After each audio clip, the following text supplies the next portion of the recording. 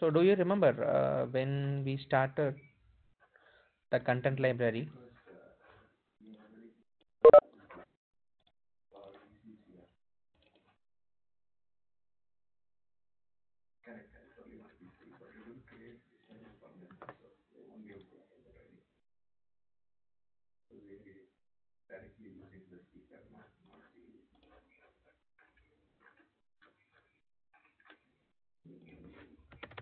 What is content library?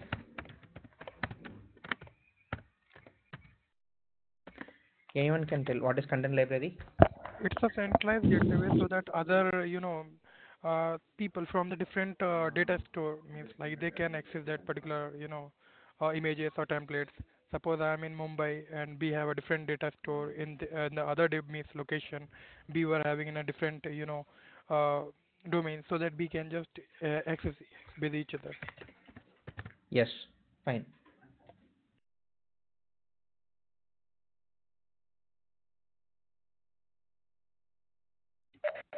Yes, thank you guys. I'm back. Thank you all for being appreciate your patience. So I will just share my screen.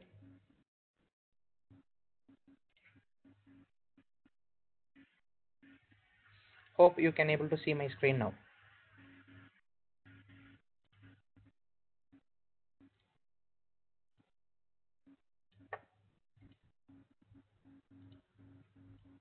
Yeah. Okay.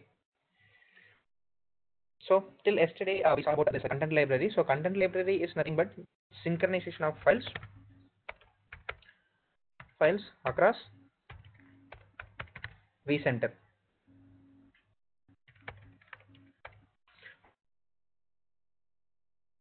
Across vCenter in sense across data centers too. In multiple data centers. Okay, so what file can synchronize any file? It might be a template file or VMDK file or snapshot file or ISO file. Whatever the files we can able to whatever the files are, we can able to synchronize with multiple data centers. Okay, across vCenter. Actually, this is having three types. Okay, one is local publishing locally. Second one is, sorry, one is for local ESX, one is for local vCenter, another one is for publishing,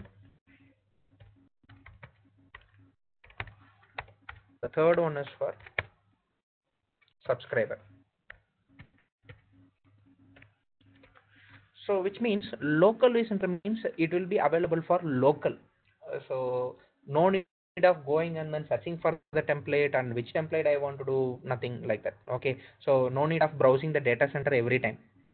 Okay, so sometimes some people will not have access to the data centers actually. So they will not have any read permission or write permission in the data centers. So what they can, I mean, data store. So what they can do is they will just publish it in the content library. From the content library we can take whatever the template we want.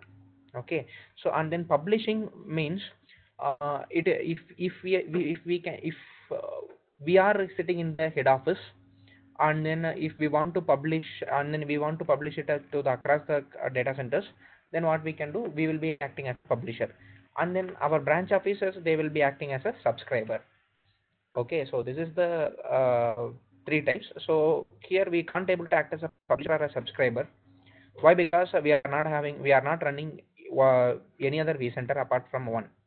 Correct. So only one vCenter we are running. So we will go on and this local vCenter. So that's a mistake yesterday I did. Okay. So here yesterday we stopped over here, right? Yeah. In the data centers, data store, we just created that template. So this Linux 01 template, right? So this is the template. So this template we want to make it available in the content library. So now what I will do is I'm going to the home page. So there I'm clicking on this content library. So content library, one content library we are having, so that is nothing but VM template content library. So yesterday we created this. Okay, In this, if I'm expanding that, there is no template at all. Okay, there is no template, and another type nothing is there. So how we can add the template over here? Okay, just go to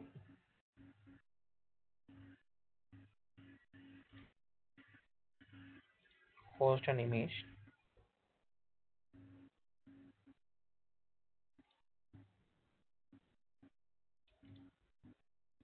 So here clone to library is there, right? So first we want to put this. Okay, clone to library. Yesterday I didn't did this step. So yesterday I didn't did this step. Okay, clone to library. Okay, so any template you can take, and then you should give that clone to library. Okay, so here I'm giving clone to library. Now it will ask which library you want. Okay, either a new template or an existing template. So we already created the template, so I'm going to use the same. Okay, I'll maximize the screen. Yeah. So I'm going to put it in the same. Okay, so Linux template. So where it is in content library. Linux template name, anything you can give. So here I'm giving Linux 01 from library.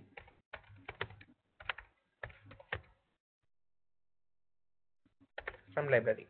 Okay, so note, if you want to put, you can able to put something. So extra configuration include, if you want to include some extra configuration, you need to include that, but I don't want to do that now, so I'm saying okay for this.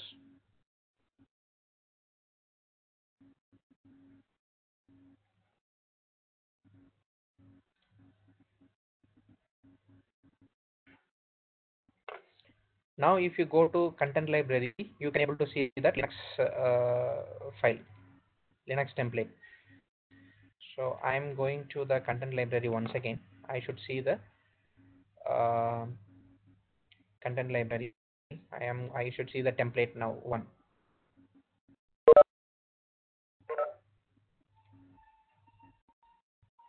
If I'm expanding this, I can able to see the templates, right?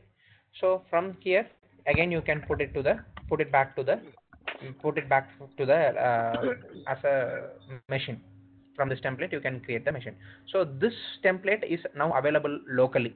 If you want to go for the, if you want to publish it, then you can click on this content library, then go to templates. Either we can see export item, import item, whatever the things you want to do, you can do there. Okay,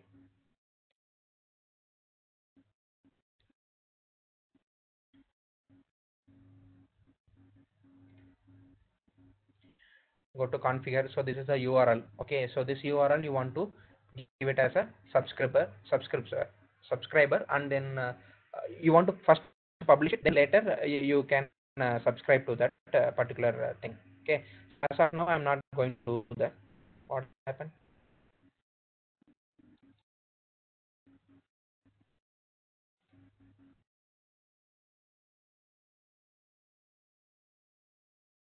Clear guys, till this? So my voice is breaking. No, it's fine. Yeah, okay.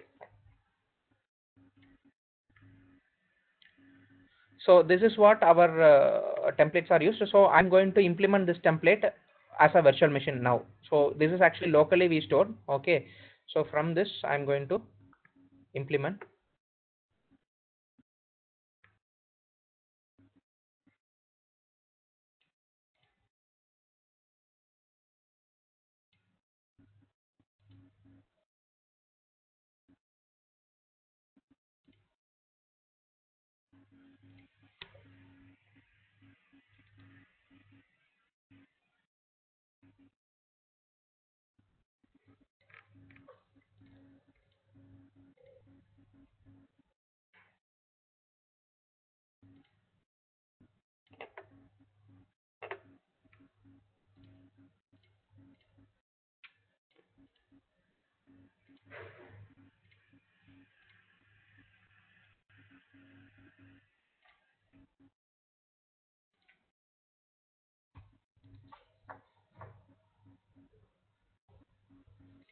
Now I will go to new. I will create in ESXi. I will create a new machine. Okay, ESXi none of the machines are running. So now none of the virtual machines are running. So I will right click.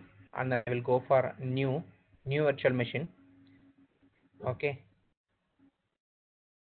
so here it is coming. So new, if I'm clicking new, then it is asking. Actually, the problem with the screen here, I couldn't able to move properly. Yeah, let me try now. Oh, I don't know how to share it even.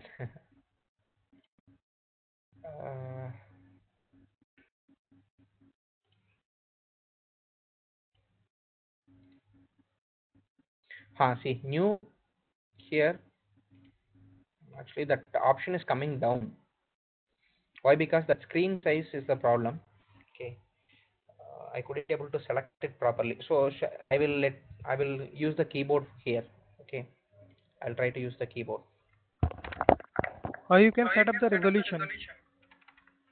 Resolution I have to set from here. That's what I'm struggling. Wait. Let me try it in the. So if I'm clicking the virtual machine over here, can you able to see it down? So there is an option called new VM Yes. from library.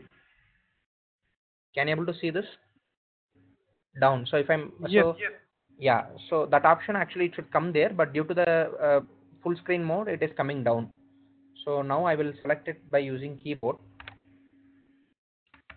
Keyboard also not. Yeah, it is working. So I selected new VM from library. Okay, so I'm pressing enter. Now it will ask. So this is how you want to uh, uh, import a template from a library. Okay, from the library template, we are going to create a virtual machine on the top of ESXi2. Yes, this is the machine. So Linux 01 from library, that is a VM template, and then it is having the size of 5 GB. Okay, so let me say next for this. Then where I have to put it is asking, so I have to put it under VMs. Why? Because I'm converting it to a VM. So customize the operating system. So I don't want to customize that now. So I will say next. So which ESXi I want to put it is asking. So I will put it in ESXi02. Say next.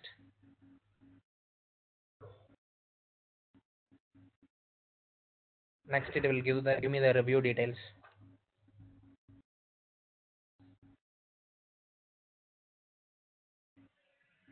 It is validating means so it is checking for the so see here it is publisher no certificate present, it is download size is unknown. Why? Because we didn't publish it, and then actually from the subscriber level we didn't put anything. Okay, so that's what it is saying, there is no publisher certificate. Okay, and then download size is also unknown, so let me put with next. So just back. So see here, 16 GB, it will take it as a thick provision. So next option it is having, it is see thick provision is layered out. So I will put it as thin provision for that. And then so let me put it in the iSCSI data store. Okay. Next. So here VMs from, let me put it in the same network, VM network for virtual machines. Okay. So say next, and it is ready to complete. So finish. Now it will be, if I'm going for the recent task, so I can able to see that template.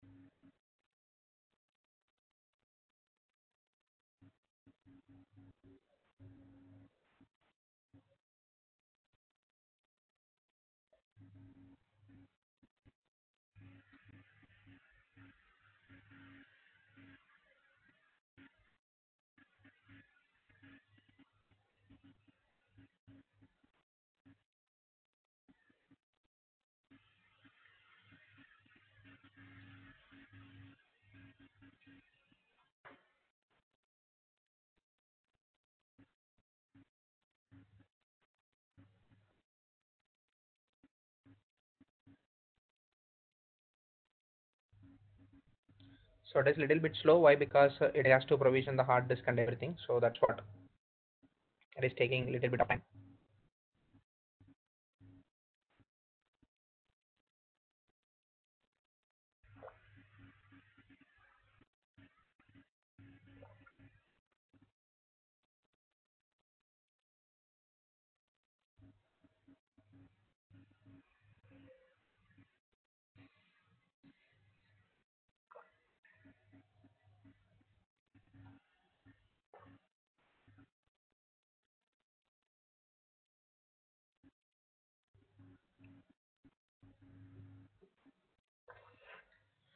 So we cannot see the publisher or subscriber as of now. Why? Because we are having only one vCenter. So if you are having multiple vCenters, then I can show you. But I'm not having enough memory to run multiple vCenters.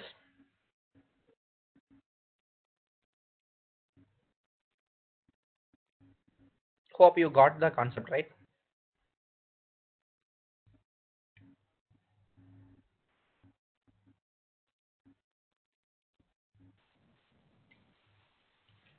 Yes. Yeah.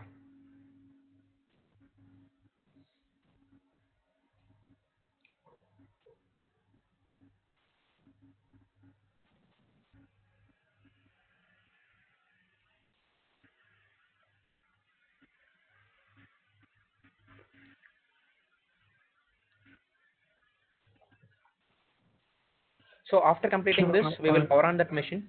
Yeah, we will power on that uh, machine. So, yes, who is that? Mayur. Yeah, I tell me. have one question. Yeah, Mayur. So, as you like, when we see that, I mean, we have cloned that particular template in the VC, right? So, when we want to subscribe it from the different VC, so will there be any, I mean, we would be able to see that in the another VC, or we need to, I mean, how to subscribe that actually? Will be getting any, No, no. I See, mean, uh, so it is very simple. Content library. It is equal to YouTube. Okay. So you are having a content. Okay. Now you want yeah, to publish it for a public. Then what you will do? First, the very first step. First, you have to sorry, have an account in YouTube. So anyhow, yeah, Gmail account will help you. Correct. So after that, what you will do? You will try to upload your content. So then you yeah, will publish it. So once published, yeah. if you are publishing it for public, then everyone can have access to that thing. Everyone can see your video. So Yeah, they yeah, are that called is the question subscribers. actually. So you are subscribing to some YouTube link, right? So some YouTube channels you are Mm. subscribing. So why you are subscribing? So to keep keep you synchronized. Okay, synchronized with whatever they are thinking, whatever they are uploading, you get notification. Correct. Same way here. Okay, so instead of everything putting into a local drive or a ISCC drive, what they are doing, anyhow they do in the it will be artist only, but they will publish it in the content library. So if it is put it in the content library, it will be available in your ESXi's content library if you subscribe it to that particular ESX particular vCenter. Got it? Okay, yeah, yeah, I got it. Like, what I'm asking is, if I'm in different Yeah. VC, so will I be getting any? I mean, I'll be seeing that particular template, or I need to search that and or need to log into that particular Yeah, URL yeah. and Particular template you have to get search it. it. So yes, yes, exactly. So, but it will be in your content. If you, it will be in your what you can say. It will be in your content library. But if you need a Mm-hmm. particular template, you have to search it. So in an enterprise level, Okay. they will have multiple templates. Okay. So Yeah. Okay. That's if you what need, my you have question. to search it. No other option. Okay. So see, same like YouTube video only. Okay. So even though Yeah. if you are subscribed, but in their channel you want to see a particular video, again you will search only, right, from there. Yeah. Yeah, the same way.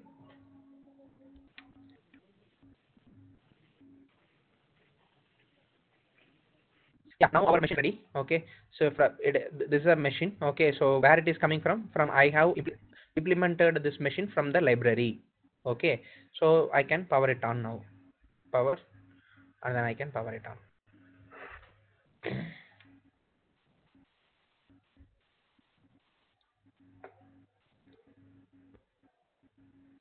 So now already one machine is a VM01 Linux is running in ESXi03. Now we are having another machine, Linux 01 from library. Okay.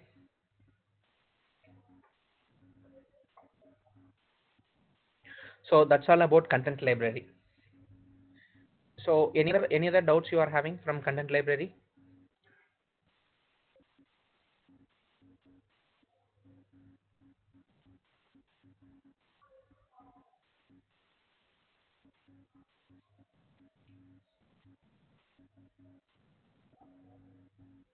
So what you didn't understand, Sunil? Complete thing or what?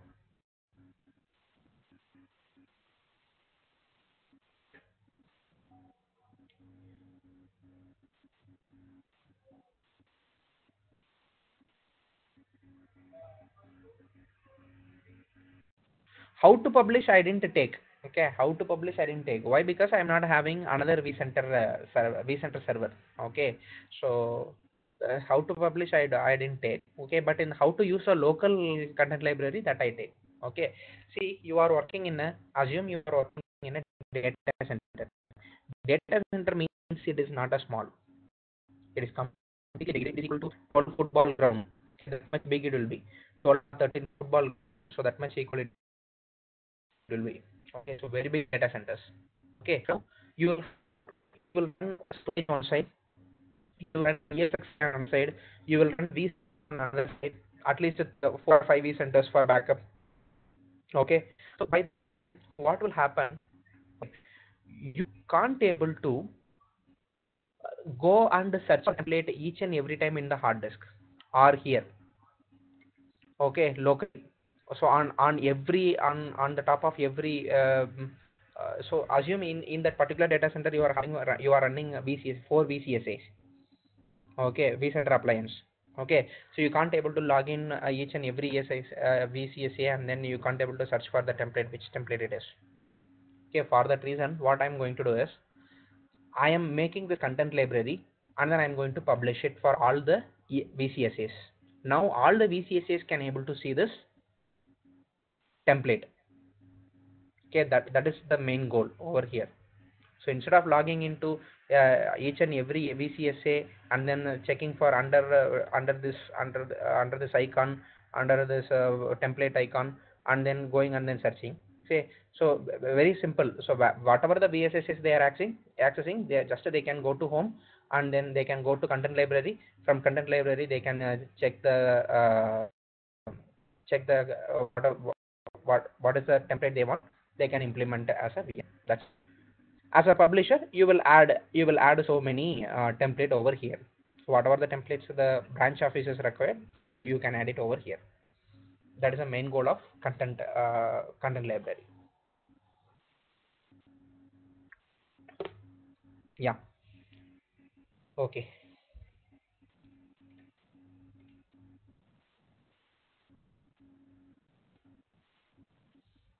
so now we are running actually three virtual. One is base center, we are not going to speak about that. Okay, this VM1 and then VM2, we are running two virtual machines as of now. So this virtual machine from the library, and um, original machine from the argument. Okay, fine. So today we will see Vmo. Today we will see Vmotions, and we will see Nick teaming. Okay, so switch policies. Okay, so these two things we'll see. Also, if I tell about that. So what is Snap actually? Anyone having any idea? Backup of application means like virtual machine.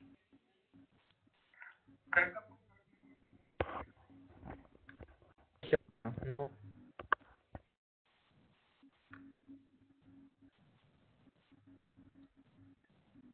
Image of VM's present state. Very good. That is the actual meaning.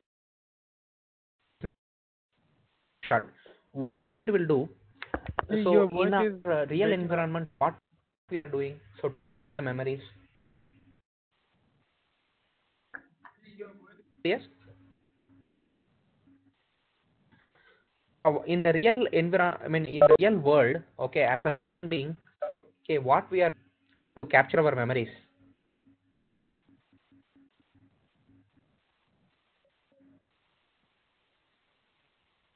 So for example, you are going a tour.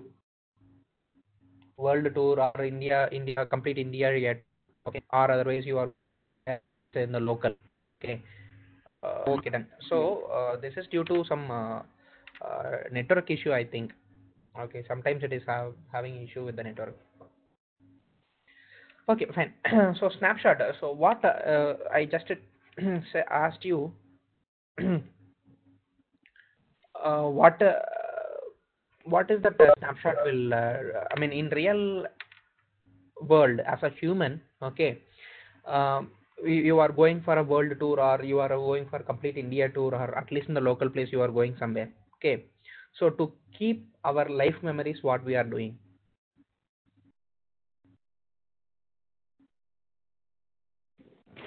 We click the pictures. we click the picture of that moment. Correct? We are taking a snap of that moment. So that is nothing but memories. We are so one day if we are looking back, so that will be an awesome, right? So that will create an awesome feeling. Same here, it is referred as snapshots. Okay, so think your manager is coming and then he is saying, so so let me assume this is VM01 and then Linux hyphen Linux. Okay, your manager is coming and then saying, so we are planning to install patch update, or we are going, I am having, so your manager is having a script, so he is going to run on this machine.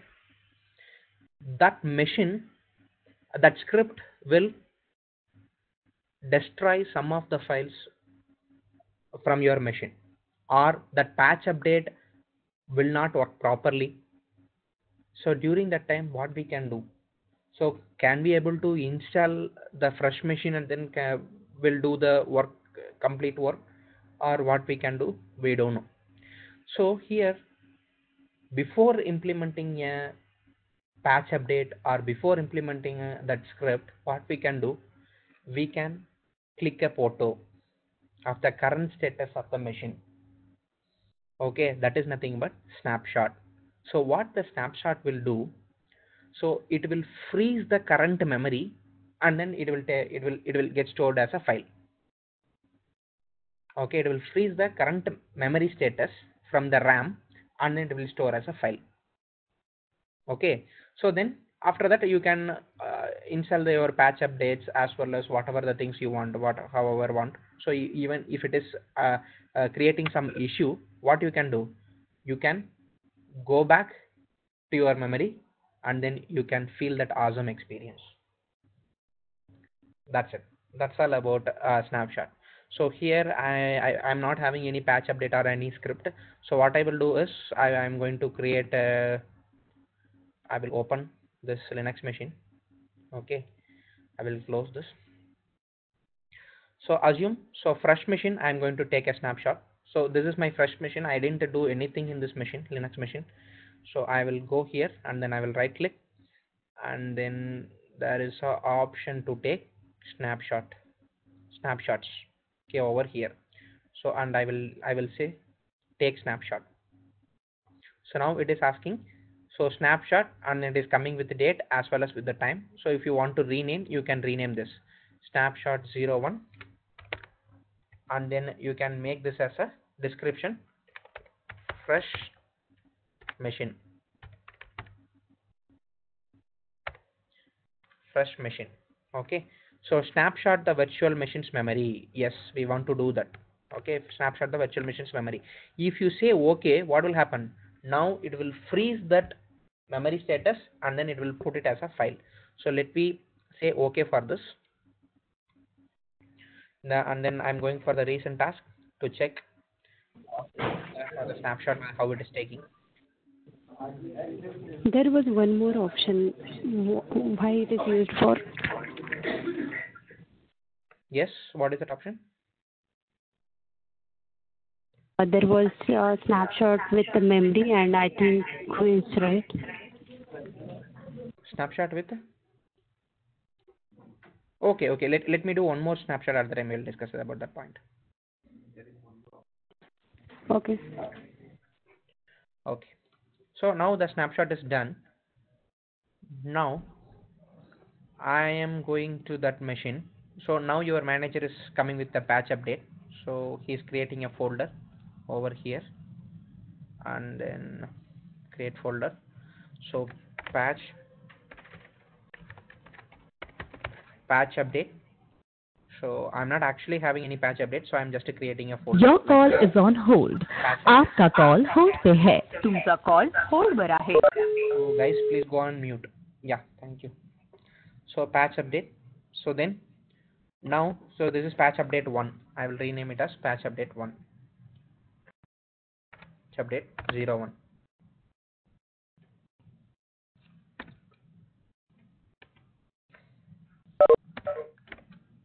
Okay, I renamed it as patch update 01. So now what? Actually I'm not having any patch update. I'm just creating a folder. Okay, like that. Now he's trying to implement this patch update. Okay, so the implemented successfully without any problem. So after implementing this patch update, what he is doing, again right click, and then I'm taking a one more snapshot. Take snapshot.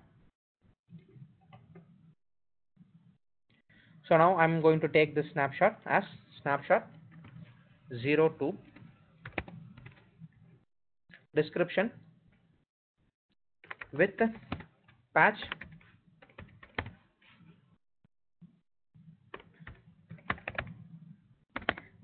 update 1.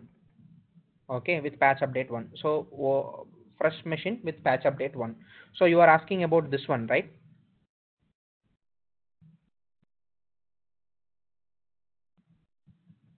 Yeah. So what this options will do, okay, if you are how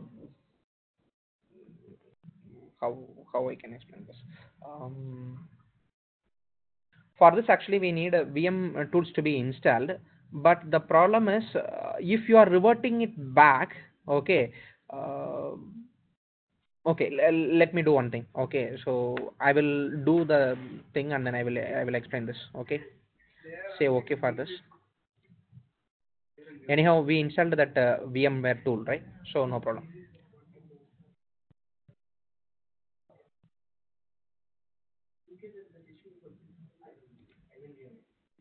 So again I'm going to that machine. I will right click. I will go to the new folder and I will implement patch update 02. Say create. Okay, so here come I created. So then I will put one more snapshot. I'll make it as snapshot 03, and then I will put it as description snapshot with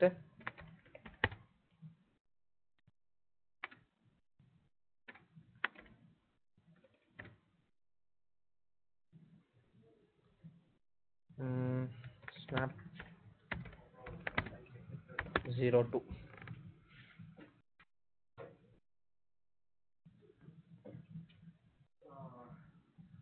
Okay, so let me check what it is. Okay, let me check. Actually even very long back I tried, but I forgot actually this option. I will check it and then I'll let you know. Okay, okay, fine. Okay, no worries. Yeah. And one more thing, in our environment, while taking the snapshot, sometimes we do not use check the box, which is for memory, snapshot with memory. So Okay. why is it so? Is it really required with the memory, or it's fine No, if no, we not take the no. snapshot with Even memory? if you are not checking, also anyhow snapshot will do its own work. Okay. So better. So, It's not required actually. yeah, go ahead.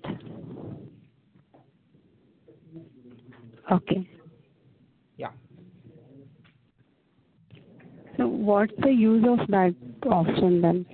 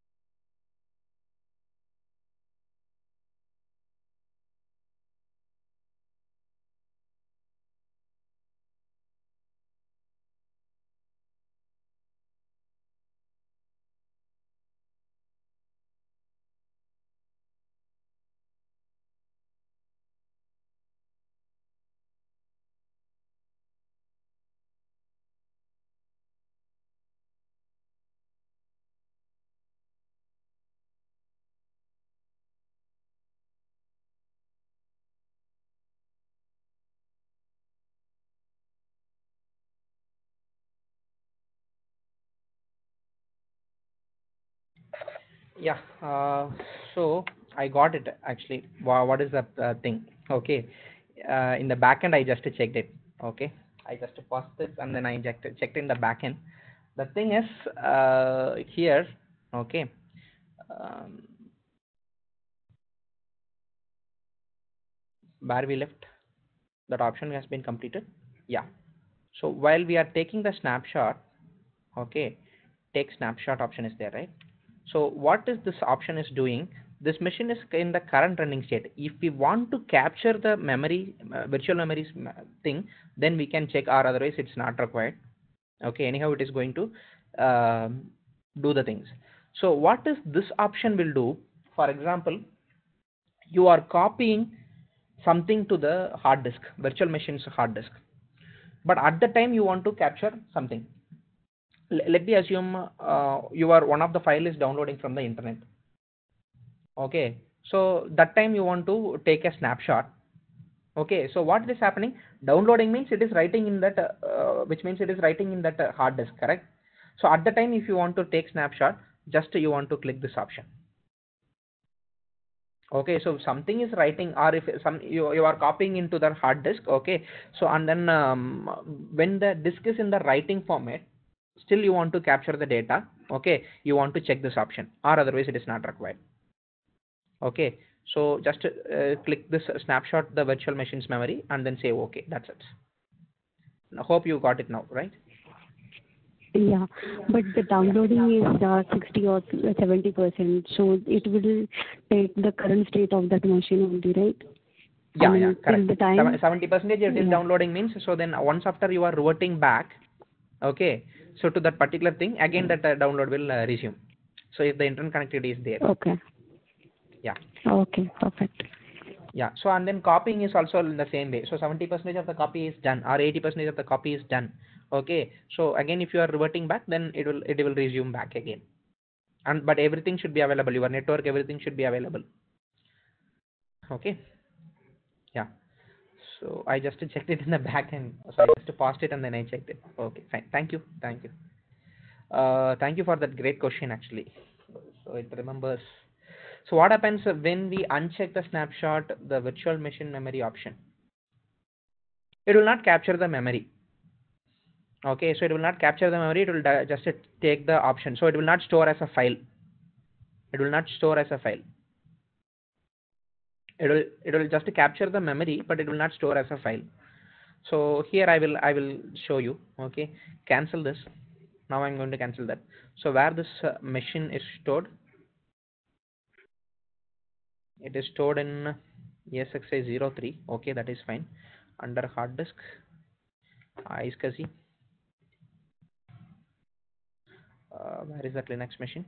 Yeah, under iSCSI it is there, right? So I'm opening here. This is the machine. Okay, you can able to see those snapshots over here. Before that, what is the snapshot size? It will be 0, right?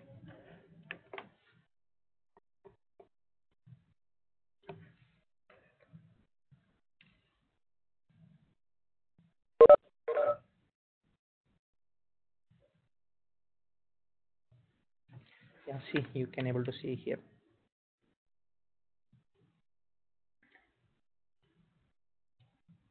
This is snapshot 2, and then where is our, this is our snapshot 3, this is our snapshot 1. Okay, vmsn file. So before vmsn file is completely 0, now vmsn file is so this much of kb, and then that is a snapshot file which is written to the, so when it is storing, okay, when this VM is having the thing, so the memory is this. Okay, when we are taking the next snapshot 03, the memory is 19.68 KB only. Okay, it is utilized. So when we are taking the snapshot number 3, it is utilizing this much of memory. So you can able to we checked that box, so that's what it is storing as a file over here. Okay, snapshot 1 virtual memory. Okay, see, snapshot 1 virtual memory, it is storing as like this. Okay, so these are all the files which is associated with snapshots. Okay, fine. Now that your manager gave you the second file, right? So second what you can say, second patch update file, correct? But that second patch update file is not working fine. It is creating some problem to your virtual machine. Now what you will do?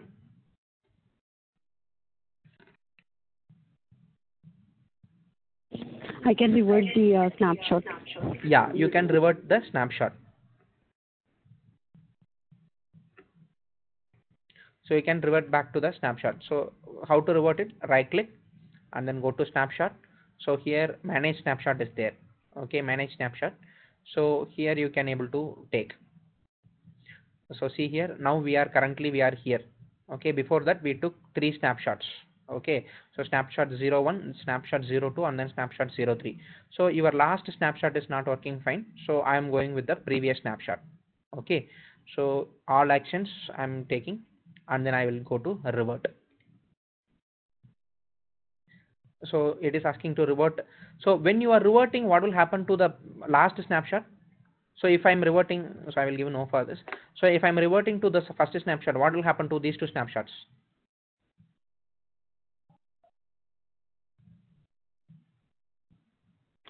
It may delete. It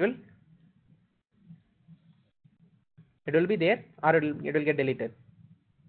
It will be deleted. Yes, it should be deleted.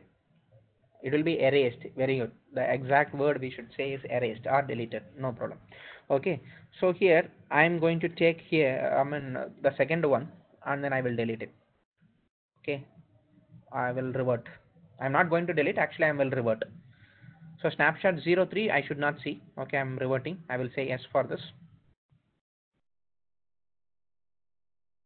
Yeah, see, where is that snapshot 3? It gone. So snapshot 3 it gone here. Okay, so I'm going here now. So now the virtual machine is in powered off state. Why it is in powered off state? Any idea?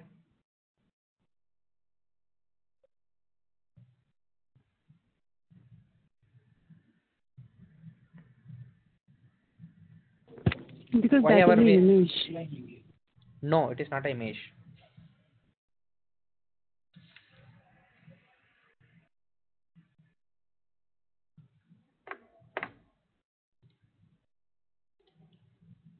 Why it is showing in the powered off state? Because we selected the no, I didn't powered off. When we are taking the snapshot, the VM is not powered off. Okay, what I did, I right clicked, okay, and then I selected that option. Do you remember? While taking the snapshot, okay, so I selected this option,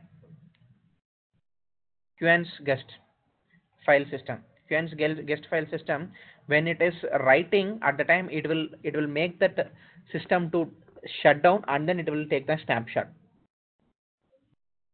Okay, so when we are powering on, it should get resumed. Okay, fine. So now I don't want any snapshot. I will go and then revert it to the first snapshot. So all actions revert to the first snapshot. Yes. Current state of the virtual machine will get lost, okay, unless it is saved in the snapshot. Revert the snapshot to the VM 0/1. 01. Yes. I want to revert it back. One query I have. Yeah. While taking a snapshot, I didn't see that virtual machine got shut down. No, I'm not getting.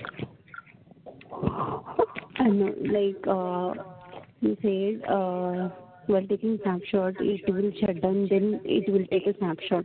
That's why the snapshot when we revert. No, actually it will not get shut off. down.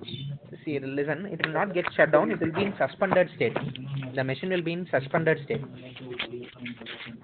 Okay.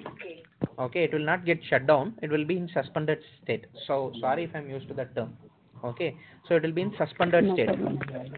Okay. No, I just got confused. Yeah. So it will be in suspended state. Suspended state means it will be in the past state. Again, to resume back. Okay, got it. Yeah. So now we are back. So those two folders got deleted. Okay, fine. So the next thing after the snapshot, yeah, we will go with vMotions. Okay, next concept. So any idea about vMotion? So we discussed some yesterday. So any other doubts from the snapshot or previous topics?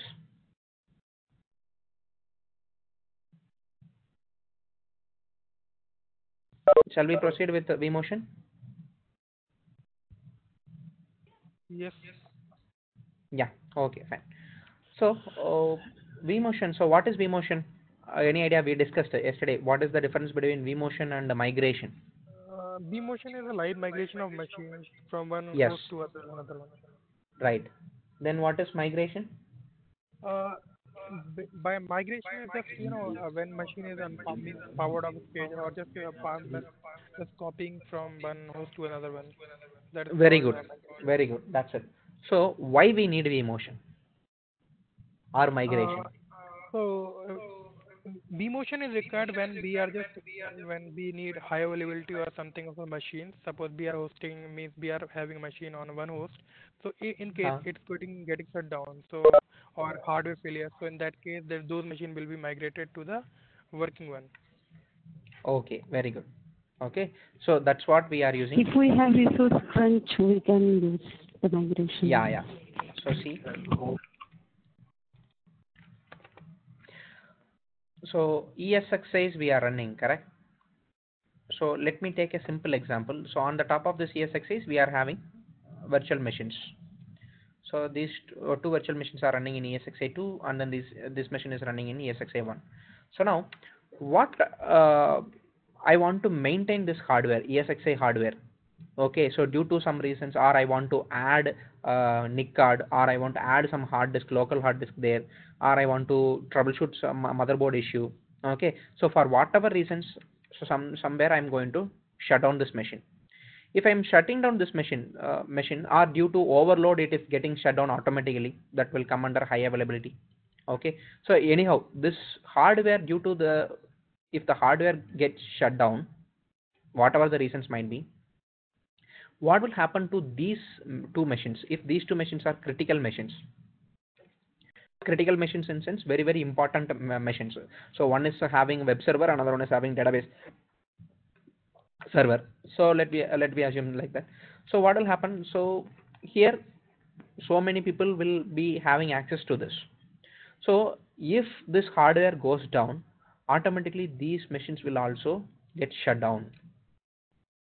Okay, then no, none of the people can able to use that machines. So that there is a concept called v motion. V motion.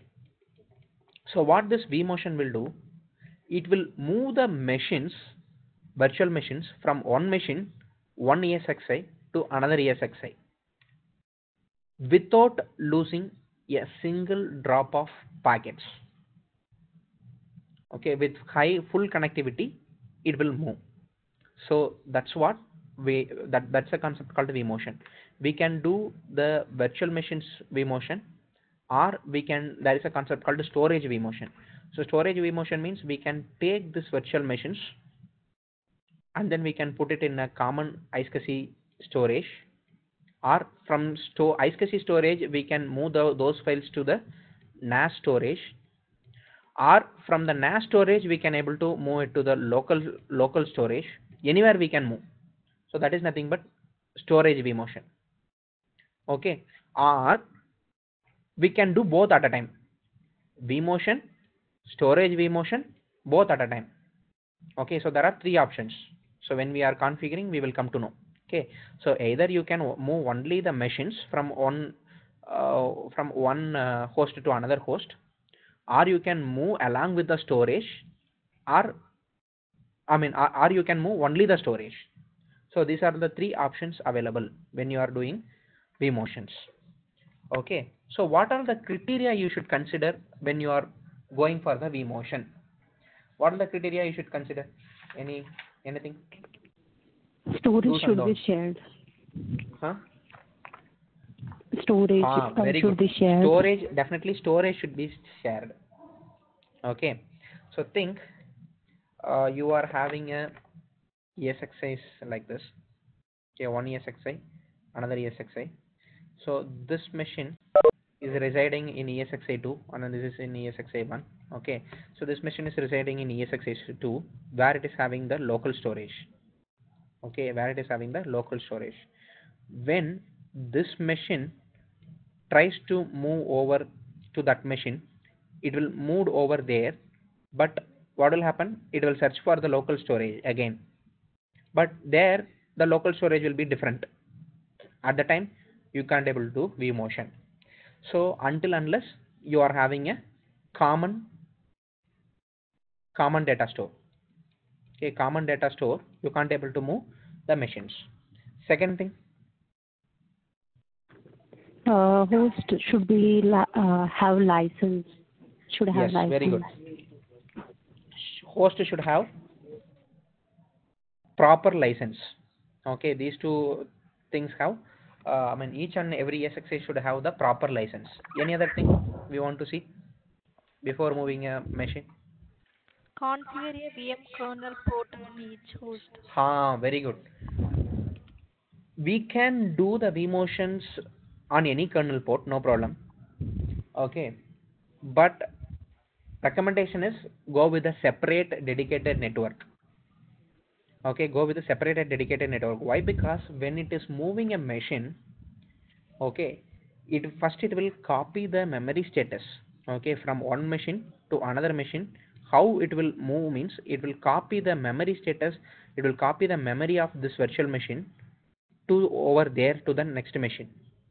Okay, so this copy, how it will happen, no, it will create a shadow of that machine over here, then it will try to copy the machines. Okay, so once the copying is done, so copying means it will not copy completely. Okay, so if it is like this, okay, if it is like 100 sorry 10, it is this virtual machine using 10 GB of uh, 10 GB of RAM. Okay, if this machine is having 10 GB of RAM, okay, so it will not, it has to take the 10 GB and then it has to transfer it over here. For that we need a highly available traffic free high speed networks. Okay, so for communication definitely they need IP address. Okay, for that reason only we are creating the kernel port. Okay, so how it will move, so it will not completely copy from here and then there. So first it will take that 10 GB. So first it will move the very important and critical thing. So at the time if it is in the RAM, you are trying to download something. Okay, you are trying to download something in this machine. Okay, so now what will happen? So the downloaded file, everything it should has to transfer. So it will not so it will take number of cycles. So first cycle I will copy this, second cycle I will copy this, third cycle I will copy this. So if you are having any analyzer tool, okay, if you are having any protocol analyzer tool or some other tool, okay, what you can do, Wireshark is a sniffing tool, you can use that to see how it is copying the data. So it will create a shadow and then it will how this virtual machine will move over here to there. Okay, so it is a big process actually in the back end. Okay, but to happen that we need a dedicated network. Okay, so for that dedicated network we have to give IP. So whenever we are giving IP, what network we have to create? We have to create a kernel adapter to give the IP address, right? So that is a number 2 requirement. So the first requirement is we should have a common shared uh, uh, data store. The second thing is we should have IP kernel thing. The third thing is each and every host should be licensed properly. Any other requirement? Hardware compatibility. Acha, very good. Okay, so hardware compatibility. Okay, so let me assume actually this machine is having AMD processor. Okay, ESXi 2 is having AMD processor and then ESXi 1 is having Intel processor. So now when you are trying to move from this machine to that machine, now the compatibility issue will say, So I can't, I mean, it will throw the compatibility issue window. Okay, I can't, oh sorry, I can't able to transfer the virtual machine from EXXA2 to ESXi1. Why? Because I'm facing some hardware compatibility like that. Okay, so that is the fourth point. The fifth point is, okay, both of the machine, I mean, even though you are using Intel over here, okay, Intel over here, and then you are using Intel, what you can say, Intel 7 processor here, and then i7, which means, okay, here you are using some other Pentium processor, okay, Intel Pentium processor. At the time, what will happen if these two Intel processor doesn't support multimedia instruction set, multimedia instruction set, okay, multimedia instruction set, then also it will show the compatibility issue. Okay, at the time also it will show the compatibility issue. Okay, that is the sixth point, fifth or sixth point, something I forgot. Okay, then the next thing is both the processor should enabled with VT, okay, virtualization technology. Okay, both the processor should enabled with virtualization technology. Okay, or otherwise it is impossible to move the machine, one virtual machine with another virtual machine. Okay. And the final thing is coming. Yeah, very good. So we should remove the CD-ROM. Okay, when we are moving from one machine to another machine, we should remove the local DVD drive if you are having anything, so that I can add it as a seventh point.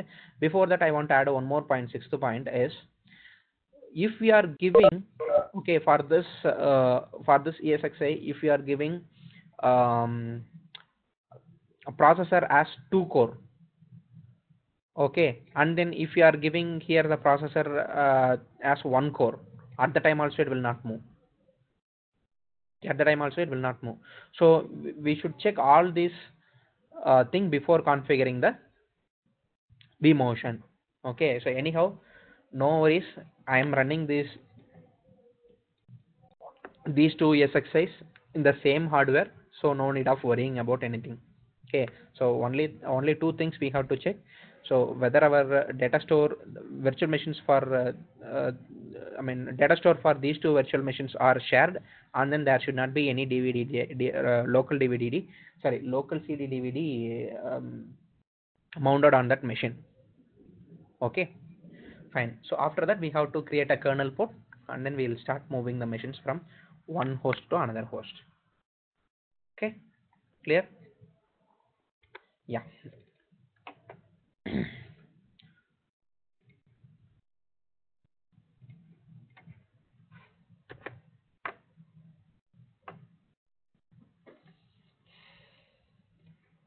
So here I'm going, first I will go to the host and clusters.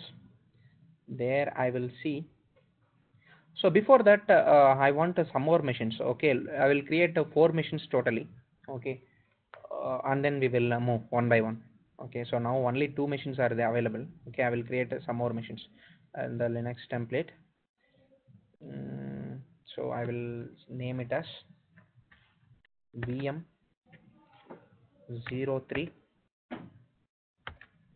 Linux, and then I will say put this in VMs. Next, back VDC, put this is in VM.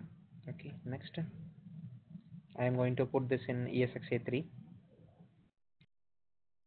Say next.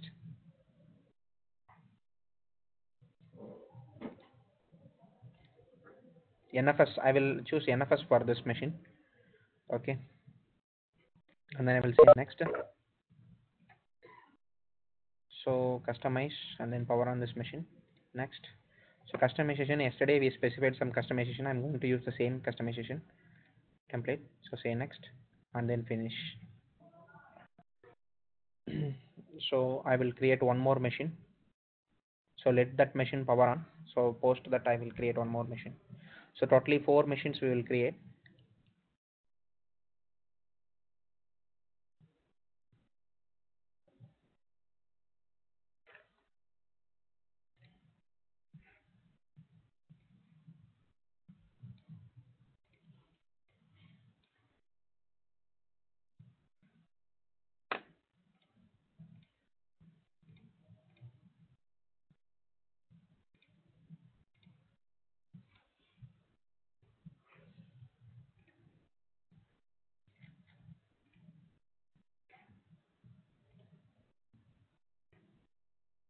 Yeah, that machine is powering on.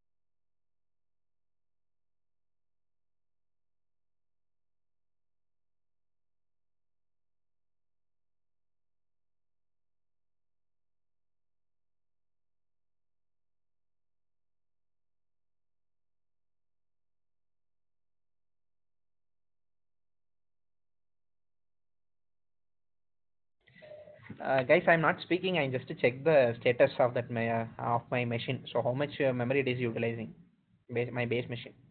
Okay, fine. So meanwhile, I think it will get created.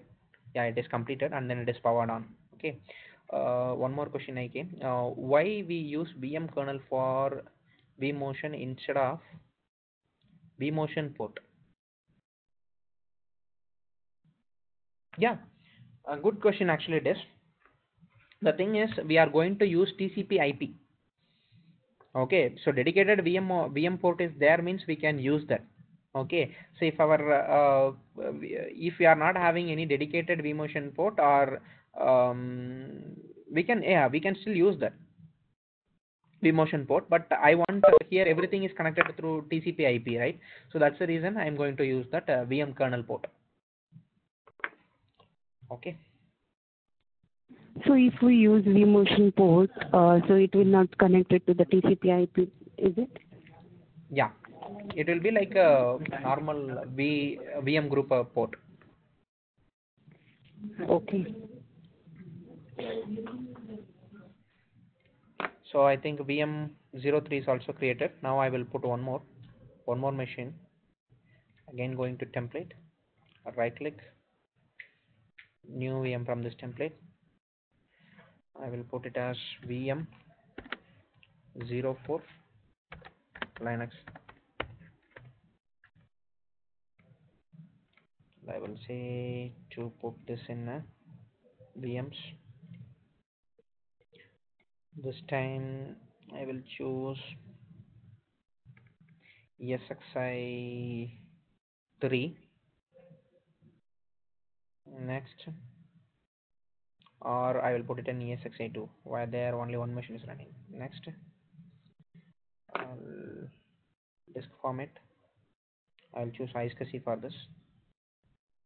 Say next, customize power on this virtual machine. Next, I'll use the same template. Next, and then I will say finish.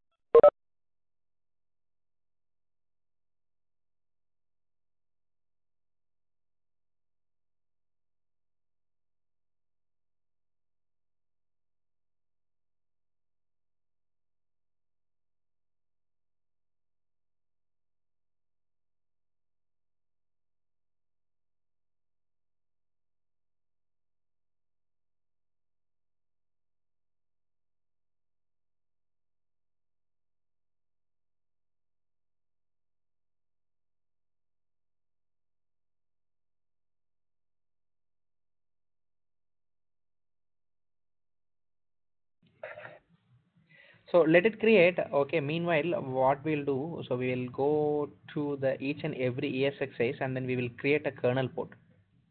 Okay, so I'm just going to the first ESXi. There we already created some switches, like three switches we created. So what this switch is doing? Switch 0. Any idea what switch 0 is for? Switch 0 is taking care of VM kernel port 1 VM for, kernel. yes, very good. It's for management. What switch 1 is doing? It is for port group. Yes. What is the switch 2 is doing? Switch 2 for is to has been created for storage or Switch 2 is VM kernel doing the storage. Switch for 1 is kernel. doing the switch 2 is doing the storage. Switch 1 is doing the virtual machines. It is for mentioned for virtual machines. Okay, and then switch 1 or switch 0 is for management. Okay, very good. Okay, now what I'm going to do is I'm going to create one more switch. So in that switch I'm going to create it for storage purpose, kernel port. Okay, so I just selected the new switch. So here it is asking for the VM kernel network adapter. Yes, I want to go with the kernel adapter. Okay, so see here it is saying the VM kernel TCP/IP stack handles the traffic of ESXi services such as vSphere, vMotion, iSCSI. So whatever the things you want to do hit here, you want to separate them in a VM kernel network adapter. Okay, so I'm selecting VM kernel network adapter, and I will say next. So here it is asking for the existing switch, or you want to create a new switch. I want to create a new switch. Say next. So here active adapter it is asking. So I will give a plus. So here which adapter I may want to add? Do you remember which adapter we want to add it here? 1, 2, 1, 3, 4. Which adapter we want to add? 0 and 1, 1 is for management, and then 2 and 3 for storage. 4 is for vMotion. 5 is for, Emotion. yes, 5 is for VM network. VM network. So we already used 5, 2 as well as 0. So now we are going ahead, and then we have to use 4 for vMotion. So 4, and I will say OK, and then I will press next button. So here it is asking for a VM kernel. So I'm giving storage.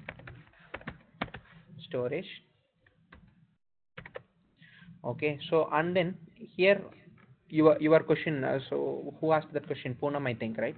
So TCP/IP stack. So here you can select vMotion.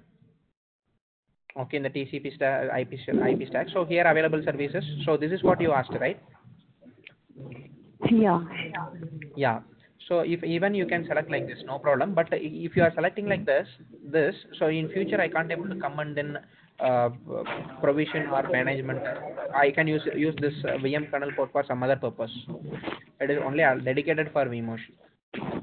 Okay, so I'm Okay. using TCP/IP stack, so I'm giving default. So and then I will select vMotion over here. So in future I want the same port, the same switch for vSAN.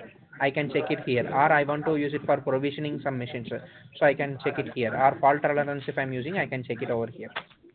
Okay, so that's the reason I'll make it as default and then check only the vMotion. Okay, and I will say Okay, got next. it. Yeah, I will say next. So a network with the same network label already exists. Oh, sorry, storage. It's not storage. Oh, sorry. Extremely sorry. So it is for VM kernel, vMotion, right? vMotion.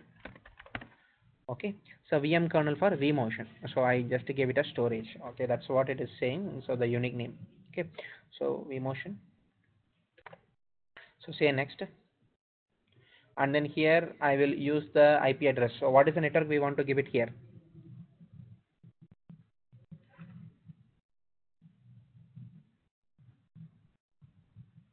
Hmm.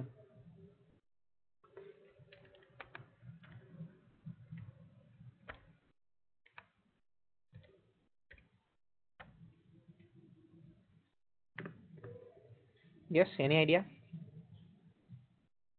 Exactly, 30.0. So it's Rakesh, very 40. active. Yes, very active, Rakesh. So it's 30 dot. 30.0 network. Why 30.0? For management purpose we used 10 dot, right? And then for storage purpose we used 20 dot, and then for virtual machine communication we already used 40 dot series. So remaining 30.0 is there. So I'm going to use 30 dot for this. This is a first ESXi. So I want to give, what is IP address? 30 dot.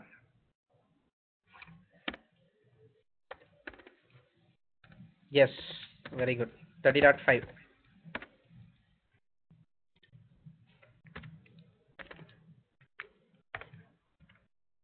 So I'm giving 30.5. For the next machine, ESXi2, it should be 30.10, and then for ESXi3, it will be 13.15. Okay.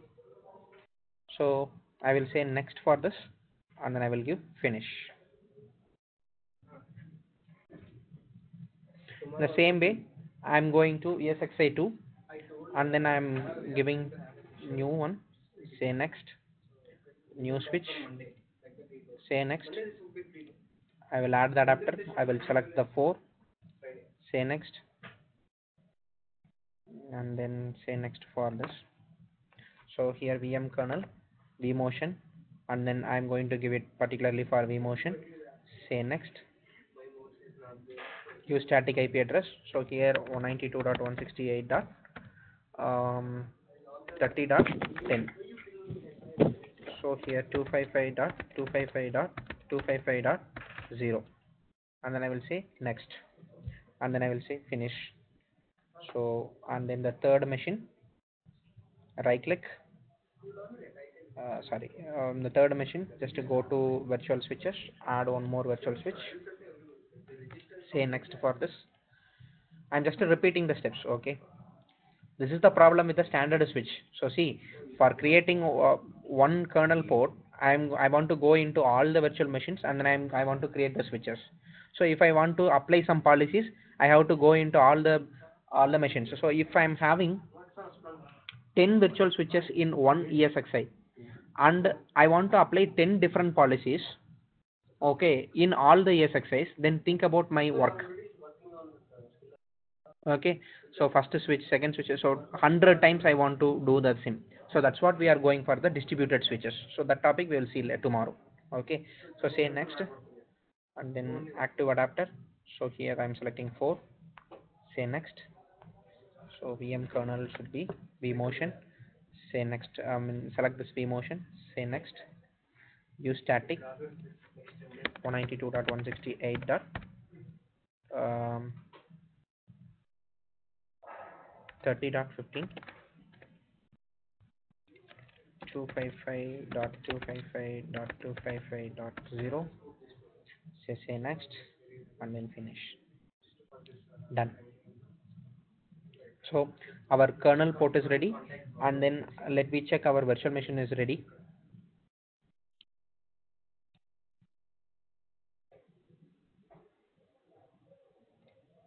In ESXi3 we are having 1 and 3, and in ESXi2 we are having this machine, and then from library I want to rename that. Okay, I want to rename that. I will do that later.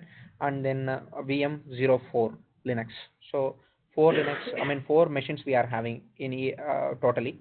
Okay, so now I want to check in the template whether we are having, sorry, in this virtual machine, whether we should not have any local storage, or we should not have any local CD DVD ROM mounted. Okay, I'm going to edit settings.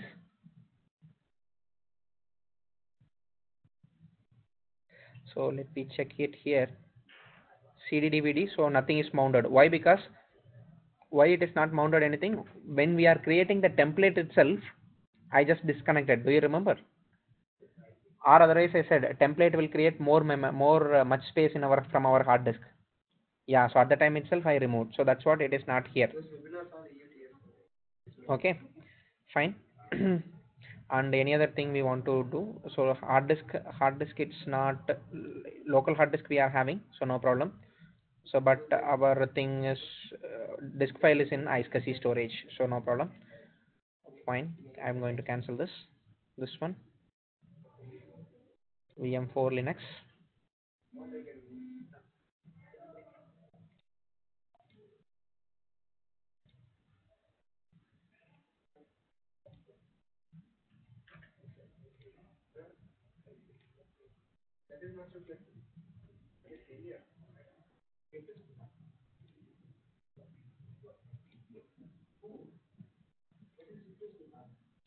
Hold on. Here I want to change the network. I'm thinking to change the network adapter.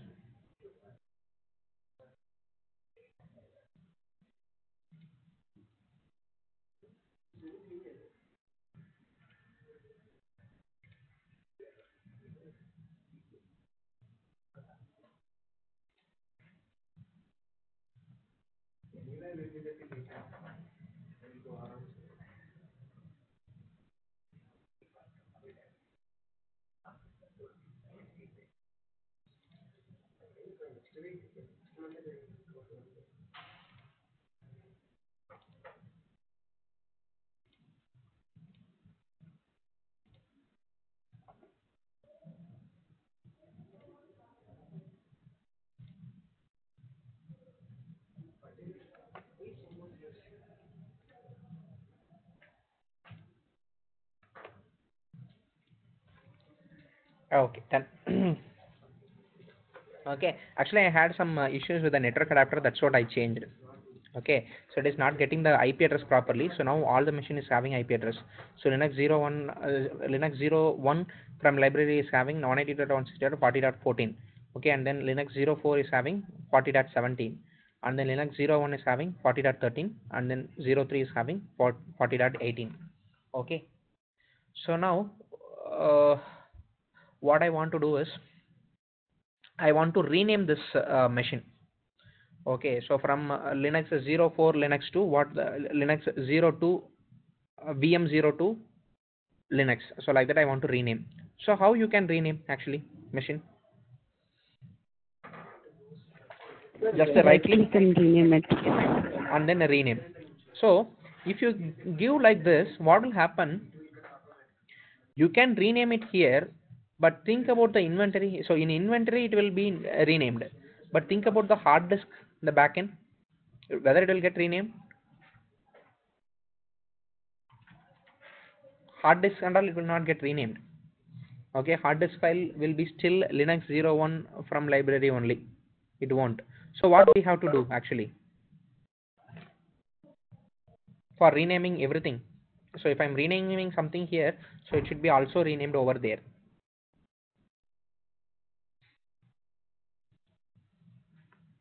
So what we should do, first we have to go and then shut down this machine. Right click, and then I'm going for power, and then oops, no, I should not power it up. I should shut down, grace shutdown. Shut down guest OS, say yes. So what we have to do if we want to rename the hard disk file also, just we have to do migration from any machine to any machine, and then again migrate it back. Okay, so migration in sense I'm speaking about machine in power off state. Okay, yeah, it got powered off. So now I will rename the machine to, or otherwise even though if you are not renaming, so just right click and then give migrate, migrate, change the computer resource only, or you want to change the storage. So do both. Okay, or you can change only the, okay, do both better. Okay, say next. So this is what storage vmotion is. Okay, so this is nothing normal vmotion. So if the machine is in powered on state, change the computer resource only, will do the copy of memory, and then it will change only the virtual machine from one host to another host. This is nothing but vmotion. So change storage only if you give, then that is referred as storage vmotion. Okay, if you give both, then both will take at a time. So now I'm going to migrate the, here it is asking which one I have to give the priority, whether I want to give the priority for the computer resource first and then select storage first. So now I want to, actually everyone should priority how to give it is first for the computer resource only. Okay, so fine, so say next.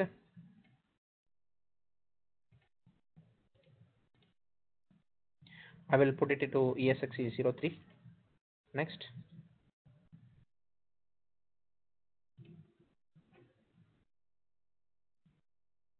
Okay, wait. First I will rename and then I will do that.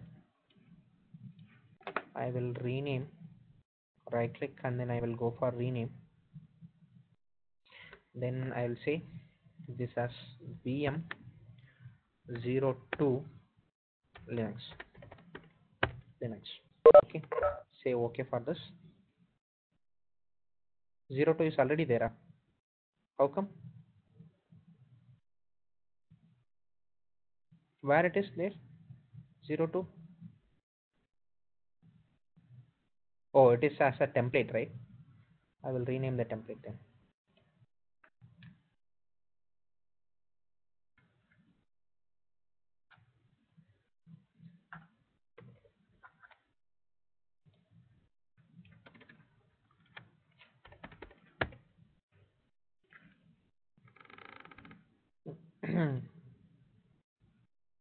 Right click and then I'm going for rename Linux 0 VM 02 hyphen Linux. I'll say okay for this. Now it got renamed. Now I have to migrate. Right click, migrate, change both, say next, next. Oh, select the resource 03, say next. I will put it in iSCSI. In iSCSI free is 15 GB, so no problem. So say next. Back. Yeah, say next. So it should show use the same adapter. Yeah, say next. Finish.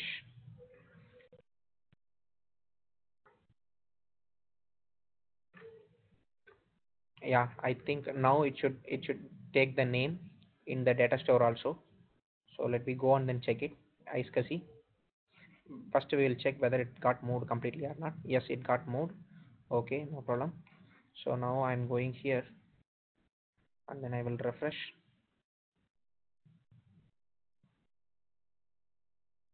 Why it's not changing?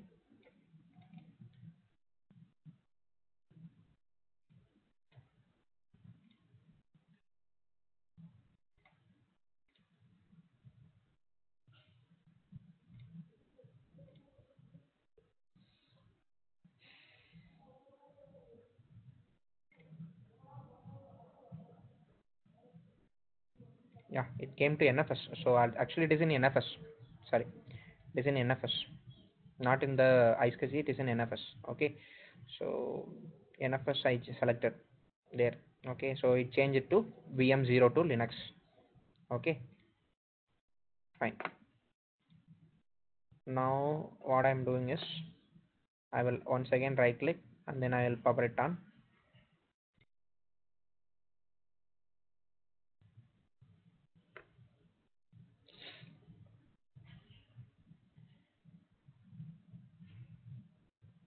Now we will see vMotion. Okay.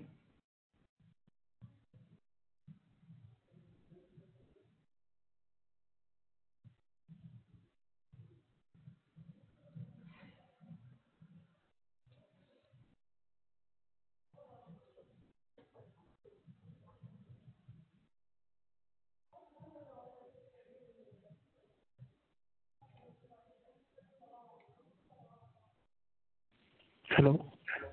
Yeah. I have a doubt here. Why we just changed the name of this VM externally? Why? Yeah. Why have you changed that name? I mean, just I got it. We have migrated it and it got changed. But like, why we did that actually? I just did why because I want to identify the machine quickly. Okay. Yeah. So in real environment, we need to change the DNS and all, right? So we need to also change it from No, not the required. OS Not level. required. Anyhow, this virtual machines are communicating to through a dedicated thing. Why we want to change the DNS and all? Not required.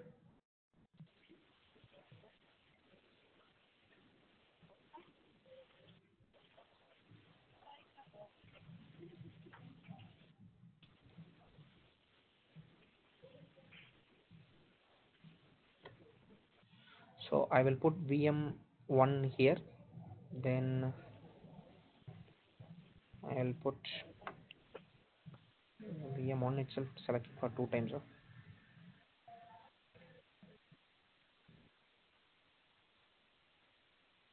VM2 over here, VM1 Linux.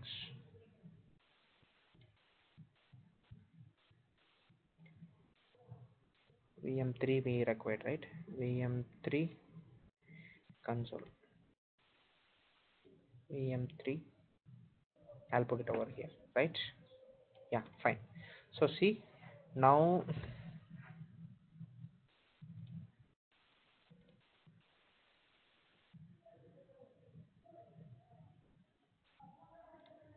yes. So you can see VM1, VM2. This is VM2. This is VM3. This is VM4. Okay, why VM3? Yeah, VM2 came up.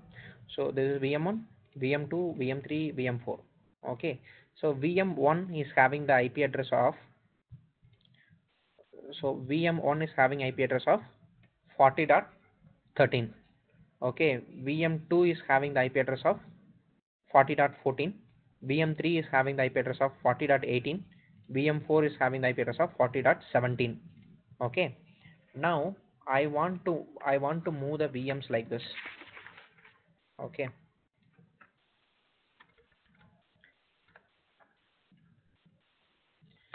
VM, Excel sheet is there.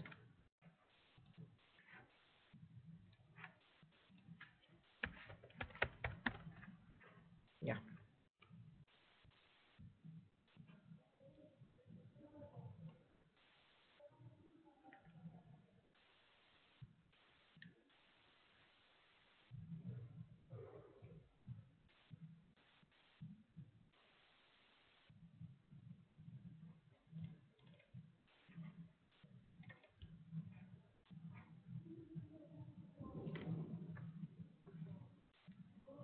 so the time is 4 now.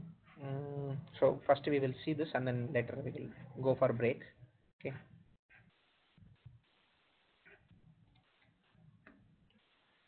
VM, then ESXi host, then data store. Okay, so VM, VCSA, then VM1, VM2,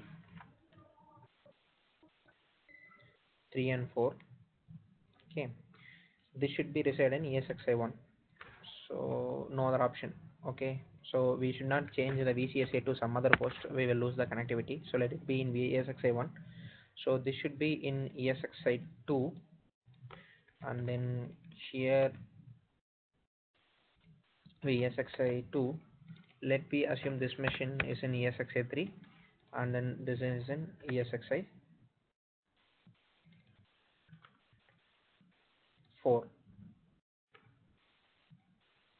Okay, sorry, ESXi3. Okay, so data store, this will use local data,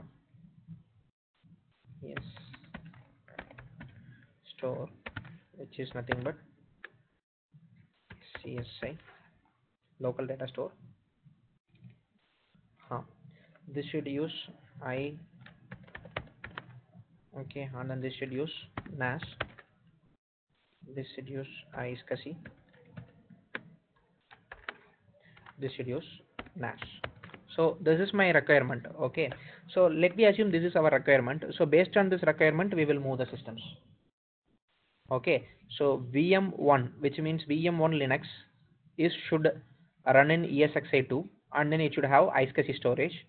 VM2 should run in ESXi2, and then it should have NAS storage. VM3 should run in ESXi3, and then it should have iSCSI1, I mean iSCSI, and then VM4 ESXi3 NAS. It should use NAS. We will compare the sheet and then we will try to move the machines. Okay, so what is our first? So this we are going to leave as it is. So first we will take VM1 and then we will put it into ESXi2 with the iSCSI storage. Now I'm going over there. So where is VM1 is running? It is running over here. And then what is the data store it is accessing? Go to data store. ESXi. iSCSI.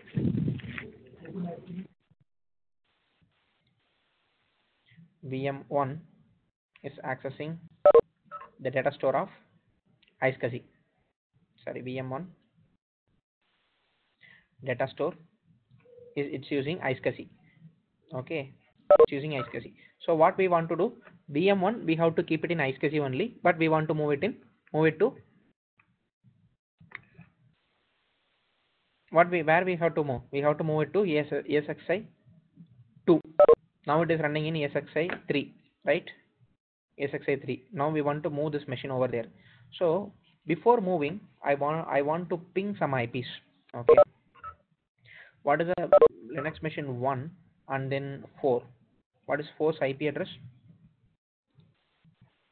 What is IP address for this machine 4? .17. Dot 17, huh? Yeah, dot 17. So I will go and then ping. Okay, I will go here and then I will ping that address 40.17. Open terminal, ping 192.168.40.17 and I will press enter. So we will come back and then we will see this ping once that vmotion got done. Okay, so now we want to move the entire machine, or we want to use the storage, or we want to move only the machine. Only we can choose the host option. Only the machine we have to do. So I'm going to migrate. So here it is asking change the computer resource only. Yes, say next. So here it is asking for which machine you want to transfer. So I want to put it to ESXi2. So say next. So it should use the same virtual network once after transferring over there. Yeah, same. So say next. Select vmotion priority. So schedule the vmotion with high priority, that is recommended. So or you can use regular vmotion. Regular vmotion will receive the lower CPU scheduling preference and then it will take much time. So I'm going with scheduled vmotion. So with high priority, say next and ready to complete. Just give finish. Go to recent task. So now it is moving it is copying the memory and then it is moving. So it will be little bit fast. Why? Because storage we are not moving. Okay, so now I'm coming to that thing here and then I will refresh that page. Okay, and then I will give Control C to stop that. Okay, now if you see over here, okay, if you see over here,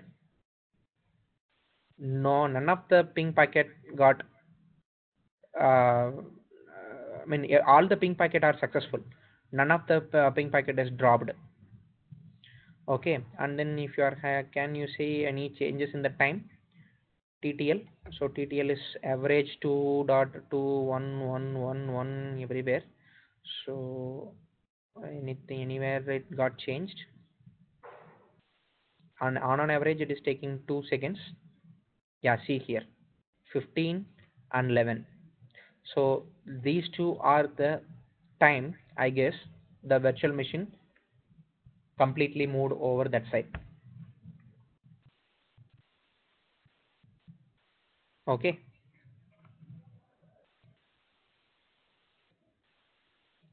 okay, so none of the ping packet is lost. We didn't lost any ping packet.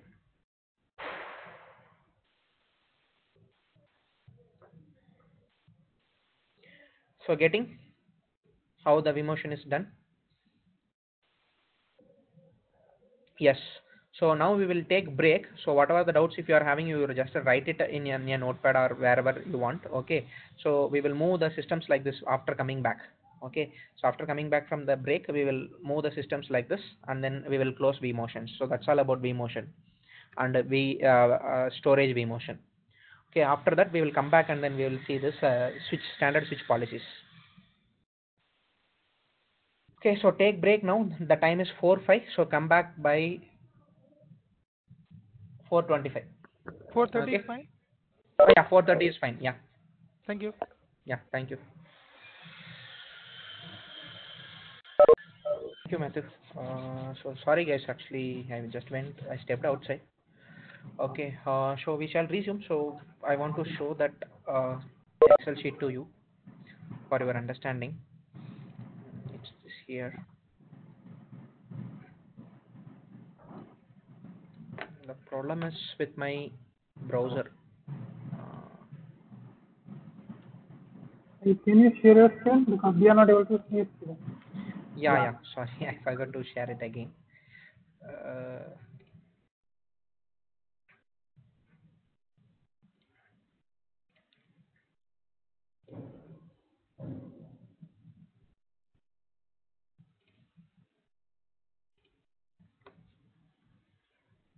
okay, can you able to see my screen?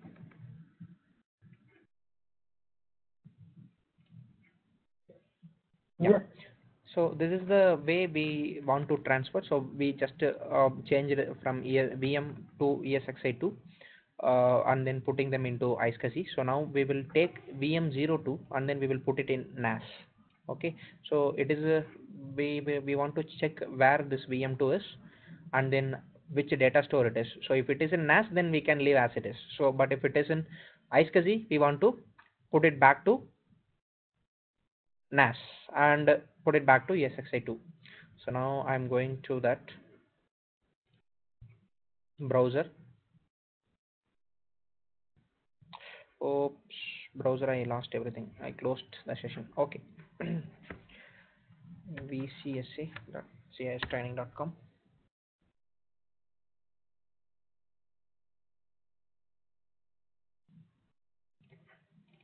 What happened? This is my DC, right? Yeah.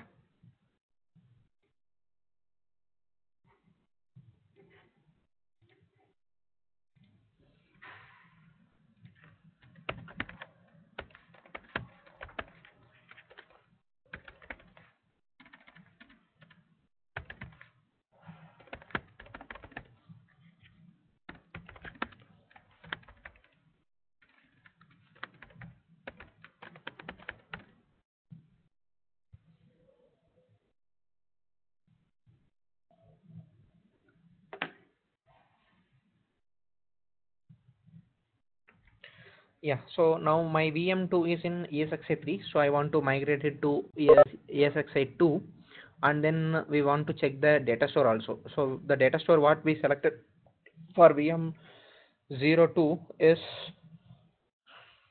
iSCSI actually. So from iSCSI we want to put it back to NAS. Okay. So what we have to do is just a right click, or otherwise we will open the machines one by one. The summary page, so as usual. So open the link, one, then two, then three, finally four.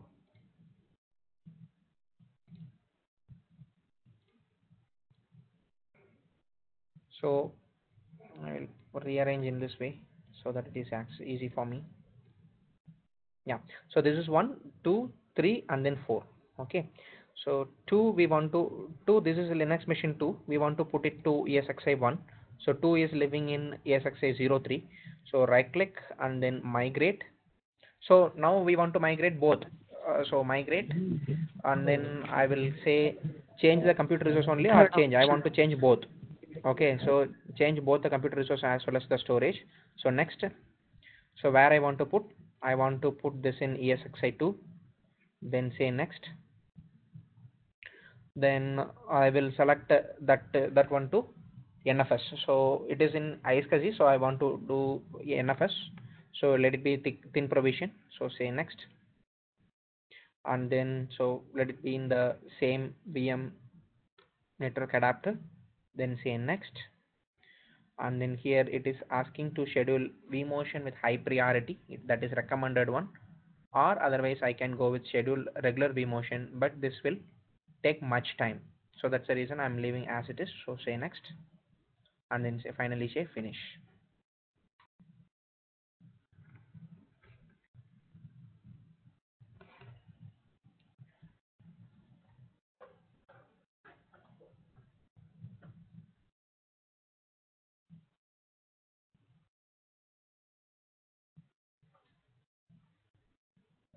So let it complete. So if you are having any questions, you can ask me. Meanwhile, it will take a little bit of time. Why? Because we are moving along with the storage. So that's the reason it will take much time. Okay.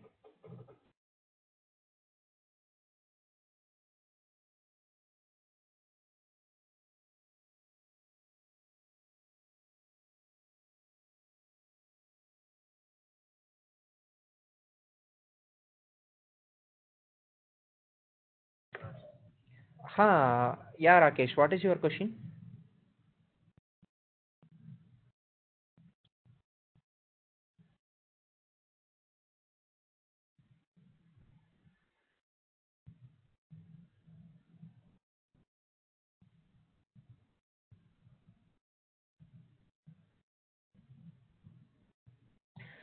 Actually, snapshot. So he's asking how the snapshot is capturing all the data. If there is a disk which is 1 TB, then what would be the snapshot size of it? So you want to understand one thing. Snapshot, it is not capturing the disk data. It is capturing the memory. For example, so you assume, okay, you assume this base machine is a this is my base machine. This base machine is I'm going to task manager. So out of my 32 GB RAM, okay, it is using 27 GB now. 27 GB means when you are taking snapshot, 27 GB, the size which is running in that RAM, that will get captured. Okay, that will get captured. Okay, and then it will store it in the local hard disk. If the you should have a local hard disk of 27 GB. Okay, then if you are taking, so after that your RAM size is reduced to I mean your memory size is reduced to 5 GB. Now if you are taking snapshot, now that 5 GB it will take, and then it will put it into the data store like that. Okay, like that, it is not taking the hard disk, actually it is taking the memory utilization. Okay, and here one more suggestion.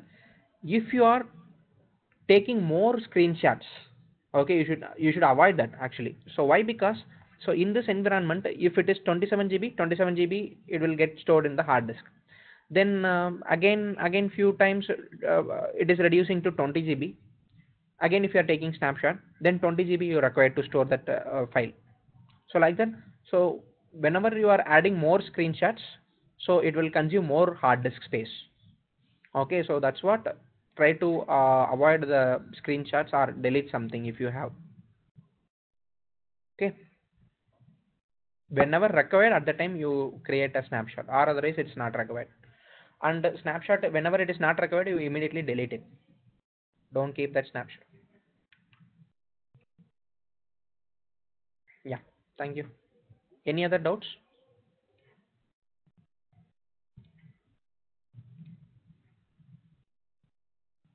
Your call is on hold. आपका call hold पे है.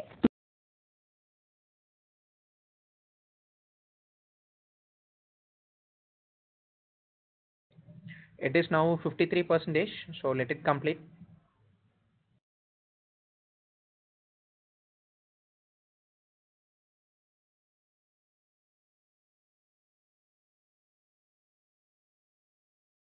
So now it is completed.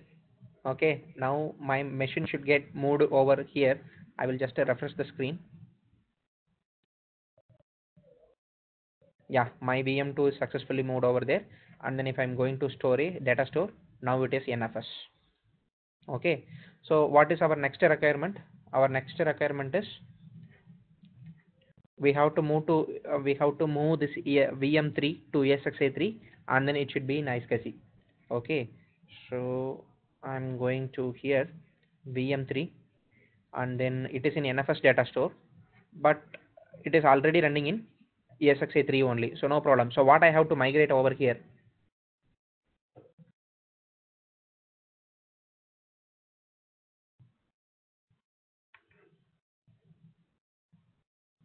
See my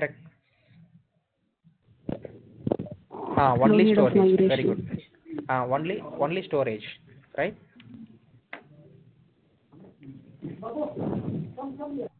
It is iSCSI, so only storage I want to migrate. So I will migrate that. Okay.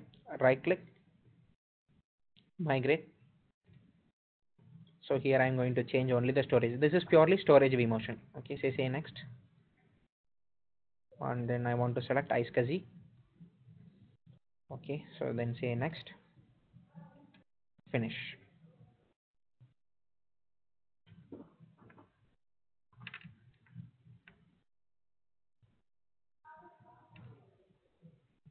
Then once if it is completed, what is our fourth requirement? We want to move to VM4 to NAS. VM4 we have to move it to ESXi3, and then it should be NAS. So I will do that also now. So VM4 it is an iSCSI data store. So I want to move both. Correct. So what I will do is I will right click here, migrate, change both the computer resource and storage. So say next, under India BDC ESXi3. Say next, and then it should be NFS, right? NFS, then NFS, right? Yeah, NFS, NAS, nothing, both are same. So say next,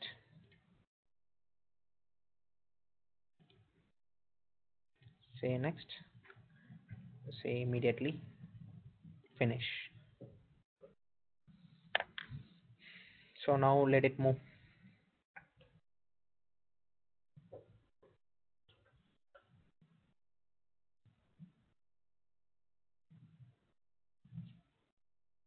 So that's all about vMotions. Any doubt?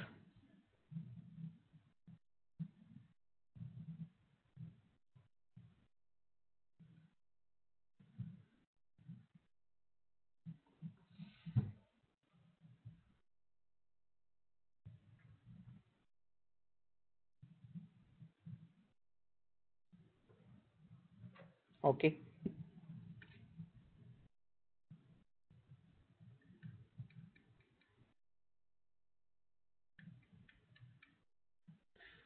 Okay, fine. So if you are not having any doubts, so let it move.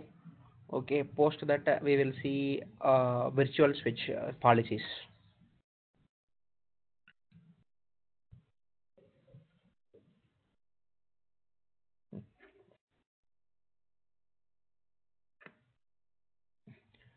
So any idea about standard switch policies? What is switch policies? Standard switches, okay, what we have created is nothing but standard switches, and in each and every ESXi we created switches, right? So that is referred as standard switches. What is policy?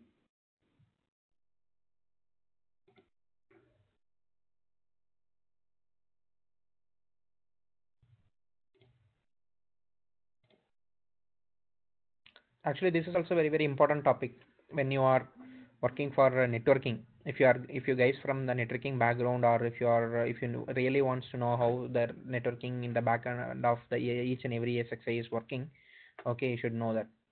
You should know this.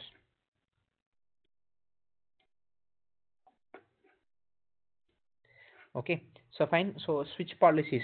So policies mean something, some rules, right? So some rules we are going to implement on the switch. What are those rules? Okay, so here switch policy types, we can say there are three switch policies basically for standard switches. Okay, I'm trying to minimize the screen.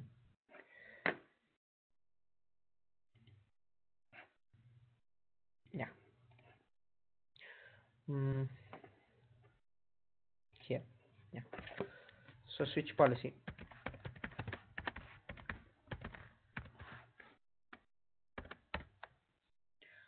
So whenever you are going for any standard switches, and then if you are trying to take a policy, there you can say there you can see three policy. One is security, then next one traffic shaping,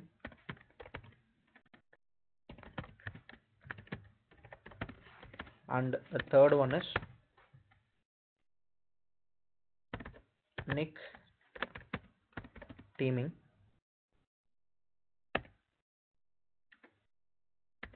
and failover. Okay, nick teaming and failover. Okay, so these are all three important switch policies you should know.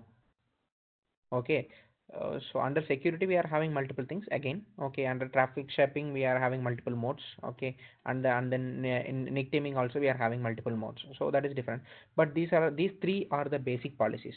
So why we want security for that switch? So physical switch, why we want security for a physical switch? To secure it from unauthorized access. Yeah, when you are logging in, so for logging in we are giving SSH policy, so that is for management purpose. Definitely we need a security, so no problem. But for a switch, okay, in a physical switch, take a physical switch. Okay, assume this is a physical switch. So in this physical switch some hosts are connected like this. So let me assume this is a 24 port switch. Okay, so only 3 ports will get enabled. What will happen to the rest of the ports? It will be free only, correct? So what you can do, you can simply take your laptop and then one cable, what you can do, you can easily connect to their network. So this is, assume this is your laptop where you are sitting, okay, and then typing something. Okay, so what you can do, you can access their network. So access their network in sense that is not that much easy to access their network. How we can access this? Okay, so these are all, assume this is a Wipro network. Okay, in Wipro's office, okay, there is a switch which is having 24 ports, physical switch, okay, which is having 24 ports. Okay, here what you are doing, you are, I mean, they are already having 3 machines in that connected to that 3 ports, so remaining 21 ports will be free. So out of the 24 21, so you are bringing your personal laptop, anyhow it is not allowed. Okay, let me assume, okay, you are bringing your personal laptop, okay, and then you are taking a cable and then you are connecting to it. Okay, now here you can't able to install any software, correct? Why? Because all our Wipro's PCs are software restricted, so you can't able to install any softwares. Installation restricted, software installation restricted PCs, these PCs are. But in your laptop you can install any, if this is your personal laptop, you can install any software, right? So what you are doing, there is a software called chain enable, CHAIN, chain and enable. So chain enable software. Okay, so if you install this software in your machine, what will happen? It will generate multiple MAC addresses at a time. Okay, at a time it will generate multiple MAC addresses. Okay, now what will happen? The switch will learn all those MAC addresses. It will per second it will send 10,000 MAC addresses. Assume like that. Okay, per second it is sending 10,000 different MAC addresses. The switch will learn all the MAC addresses, all the 10,000 MAC addresses. So just to put it for 1 minute, that's enough. Now what will happen? The switch will get tired of reading all the MAC addresses, which means tired in sense the switch's memory will get filled. Switch memory will get filled. Okay, completely switch memory will get filled with a lot of MAC addresses. Now there will not be enough space in the memory to learn other MAC addresses. Now obviously what the switch property will do, switch will switch will be turned to hub. Hub in sense it will not, it can't able to read further MAC addresses. So if it is reading the MAC addresses, then only if any message is coming from this machine, it will go to this machine, correct? So the switch is unicasting the switch will unicast the packets, correct? But see, now the switch is turned to hub. Now if this machine is sending any frames to the switch can't able to learn the MAC address further. So that what it will do, it will start to broadcast, it will send the packet to him as well as to him as well as to me. Okay, so now I can easily take the data. So now if I'm installing some Wireshark tool, what it will do, it can read that data and then it will give it to me. So this is the problem with the normal physical switch. So that what they will do, they have to shut down the unused port. Shut down the unused port. So that in Cisco there is a command called each, we have to go on each and every port and then we have to give shutdown for the unused port. Okay, but we are a little bit brilliant, right? Obviously, as a human, we are a little bit brilliant. What we will do, we will unplug the cable from here and then we will put it over here, right? So many people will do like that, correct? So instead of taking a cable and then plugging it to the switch and then coming it to the laptop, so if it is connected in the PC already, we will take that cable and then we will put it to our PC, our laptop. Now again we will install the same tool and then, so that is also a problem, correct? So that's the reason we can able to protect the, used port also. How to protect the used port? So by learning the MAC address. Okay, so maximum it should learn only one MAC address. So if it is trying to, and then what, it should learn the MAC address. So second thing is what MAC address it should learn. Third thing, if it is learning more than one MAC address what is specified, then it should automatically go to shutdown mode. So this is the policy which we are going to give it on the Cisco switches. Here some more security policies we are going to see, okay, in the virtual switch, which is in the VMware. Okay, so that is nothing but the security policy. Yes, needs to enable port security. Very good, Sunil. I hope you are from what you can network background, right?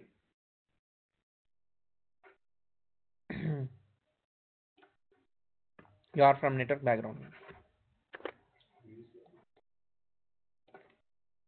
UC admin. Okay, okay. But anyhow, very good. So you know about that, right? So port security, we are going to enable that. So here, in the same way, we will enable the port security. So that is number one. Okay, that is number one, port security. So hope everyone got about this point, right? What we are going to do. Yeah.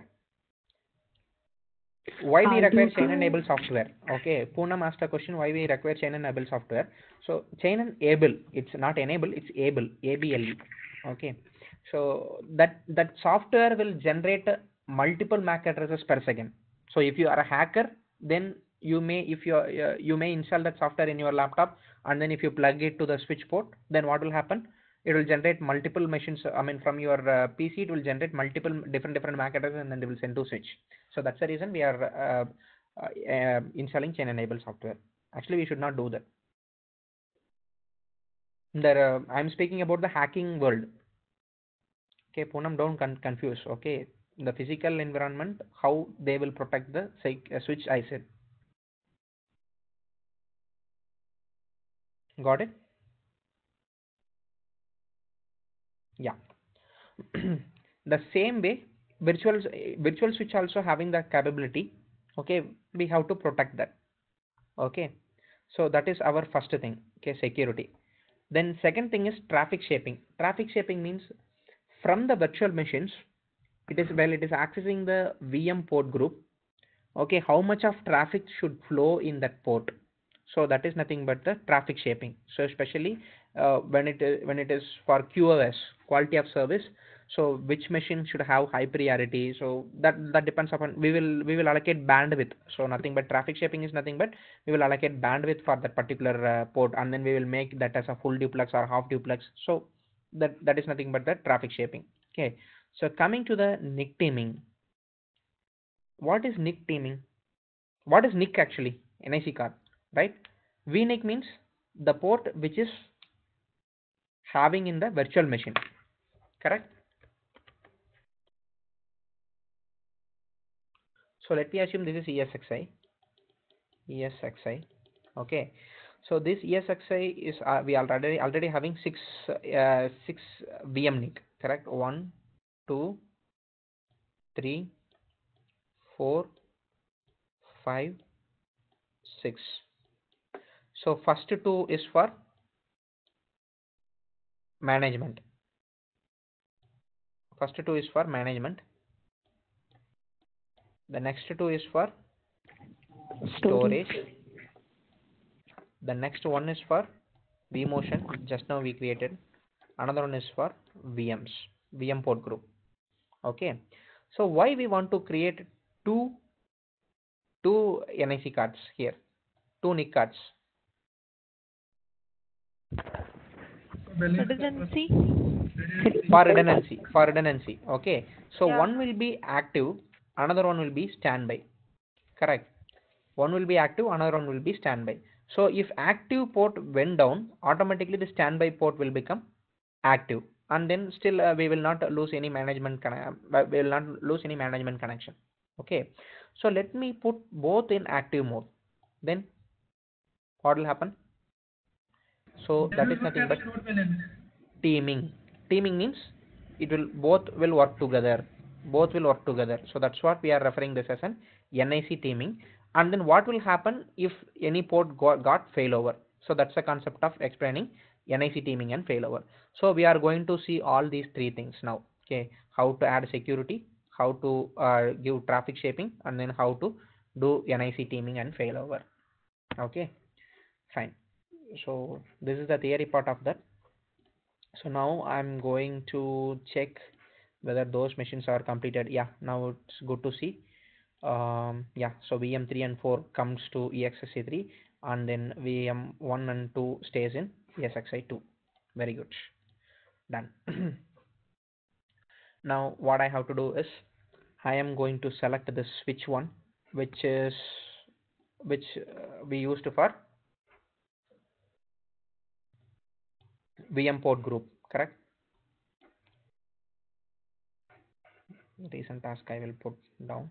Yeah, I will select the switch one, and then so it is having 4 virtual machines. It is in ESXi1, right? So why, how come? Oh, it's including the template. It's including the template. It is showing 4. Okay, so VM Linux is a template here. Okay, VM Linux is a template. So these two are templates. Linux 01 and then VM Linux is a template. Okay, so another 3 machines it is showing. So 02, 01, and then why it is showing here as 01 Linux? How many machines are running totally now? 2, 1, oh, 01 VM Linux. Okay, 4 machines, 5 machines running. Then how, why it is showing here?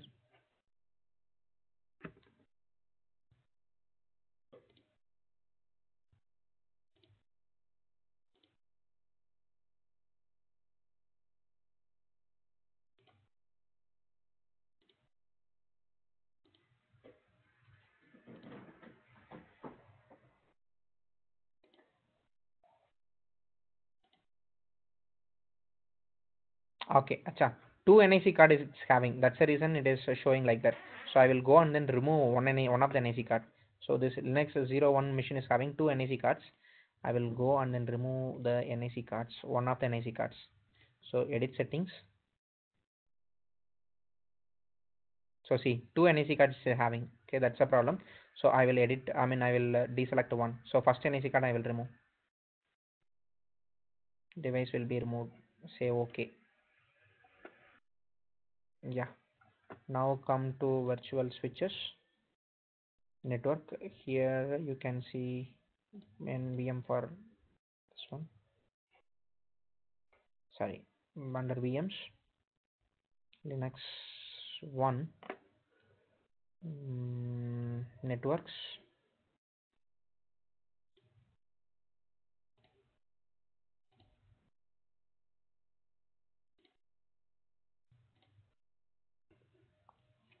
If I'm selecting switch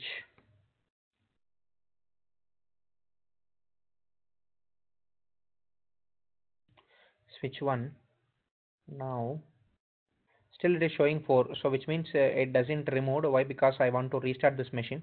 Okay, so I will shut down this machine and then I will remove that. Okay, I will go to power,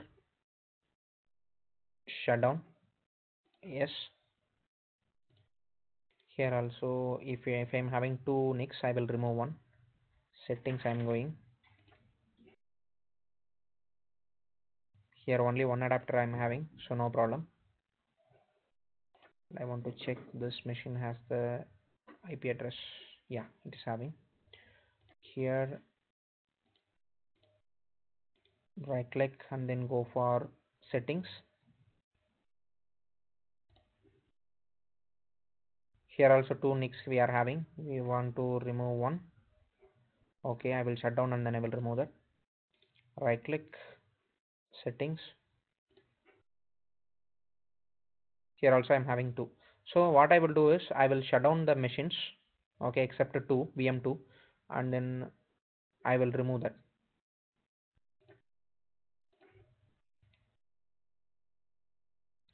Power shutdown. Yes.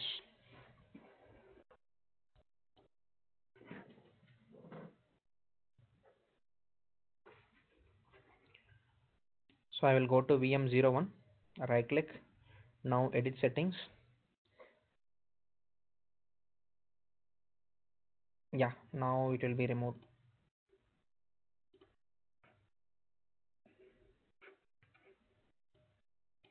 Save OK.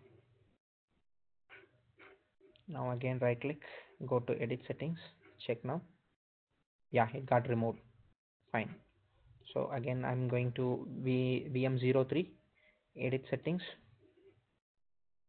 Actually, why I created, how come here two network adapter came means, so in the backend I changed it. Why? Because the first network adapter when I created template, okay, I forgot. I mean some change when we create template. Okay, what happened? I made some mistakes in this adapter, so that's the reason I, for backup purpose, I created one more adapter. So now I'm deleting the first adapter, which is not in work, which will not in use. It is not in use as now. Settings, network adapter, just delete it. Okay. Now we can see, we should see only one thing on. Yeah, now only one adapter is there. In Linux 4 settings, only one adapter is there. Here in VM02 edit settings, only one adapter is there. Okay, so right click and then edit settings. Here also we are having only one adapter, so everything is fine. So now I will turn on the machines. Power on, clicking V03, power on, and then 04, power on, and I will go to the recent objects.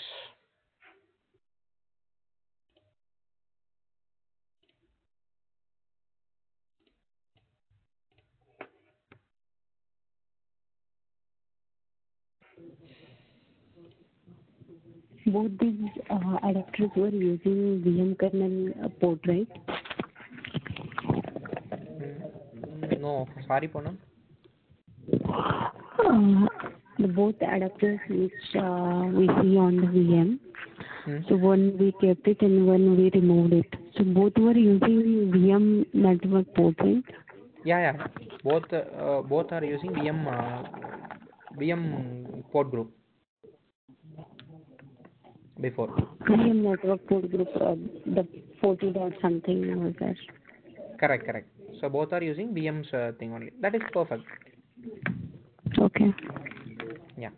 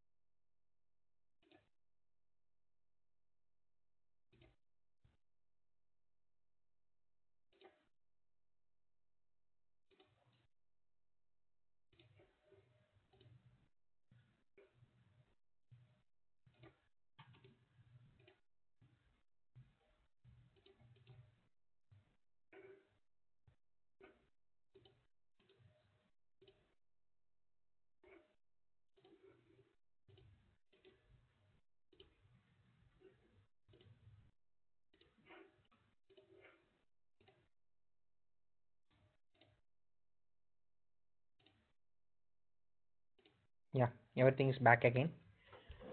um Now I should see only in that switch. Okay, I should see only again four machines showing. Why? Yeah, four machines showing. So now you can see only two.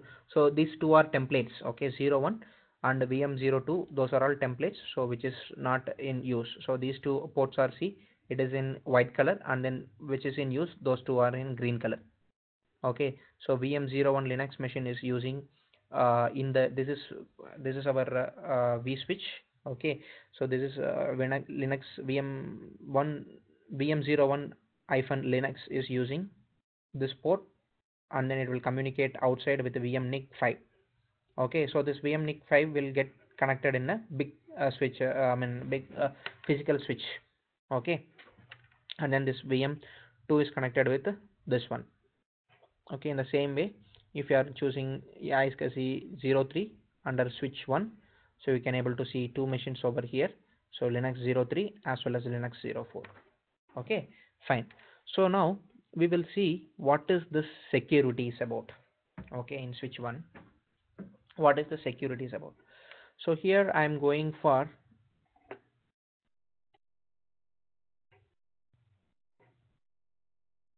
the switch. I will edit it. I will edit this switch. So when it comes to edit, okay, you can see these three things what we have discussed. Okay, so security, traffic shaping, and then failover.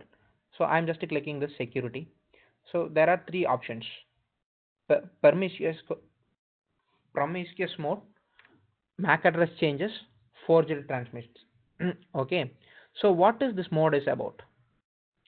Okay, so whenever this, by default this mode will be reject. Okay, so better to keep it in reject only. So why to keep it reject? Okay, this machine. Okay, so I will close this, or otherwise it will be, yeah. So if, so let me assume these machines are running in the running state. Okay, so if I'm turning on Linux 1, and then it is starting to communicate with other machines here in VM0 VM Linux or VM01 Linux. Okay, that MAC addresses or that communications will not be seen by others. That's what it is in reject mode. If you keep it as allowed, then what will happen? All the machines can see all the MAC addresses, or all the machines can see what is the communication is about. So then there is no security, right? So that's the reason. So that promiscuous mode is in reject. By default it will be in reject, so better to keep it in reject only. Getting the first option? Yeah, I will repeat. So see, in security, under security,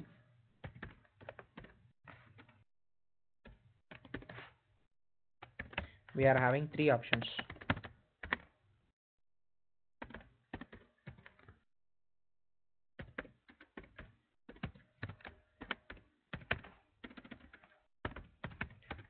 promiscuous mode, second one is MAC address changes, third one forged transmits. Okay, so now assume this is your virtual switch, standard V switch. Okay, and then these are all your VMs.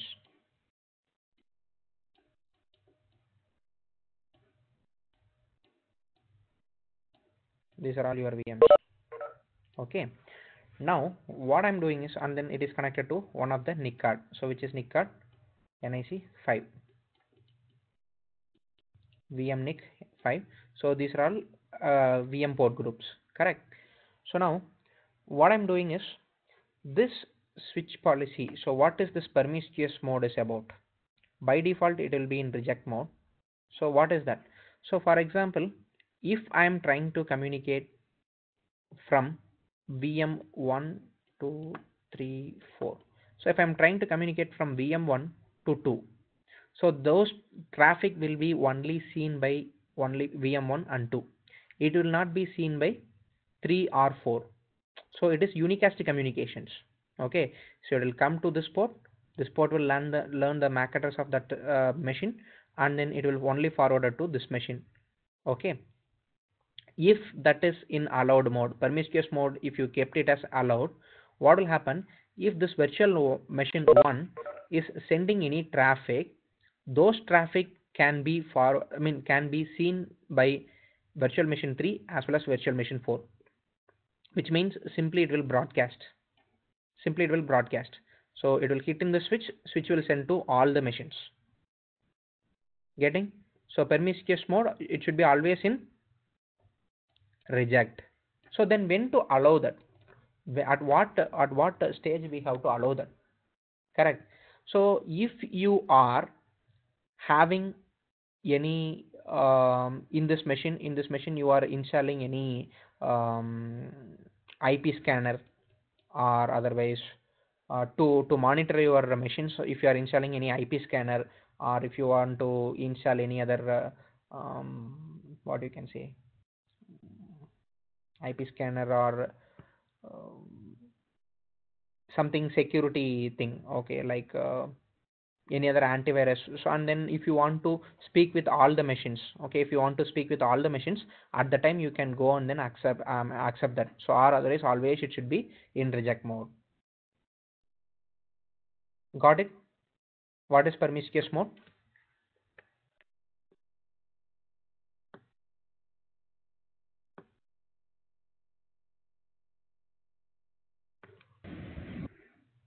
Yeah.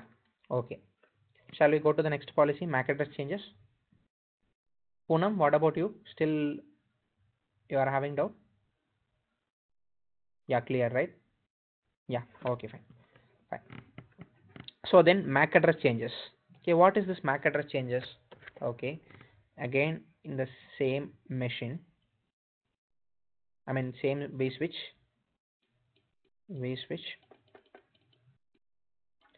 So here again that same four machines.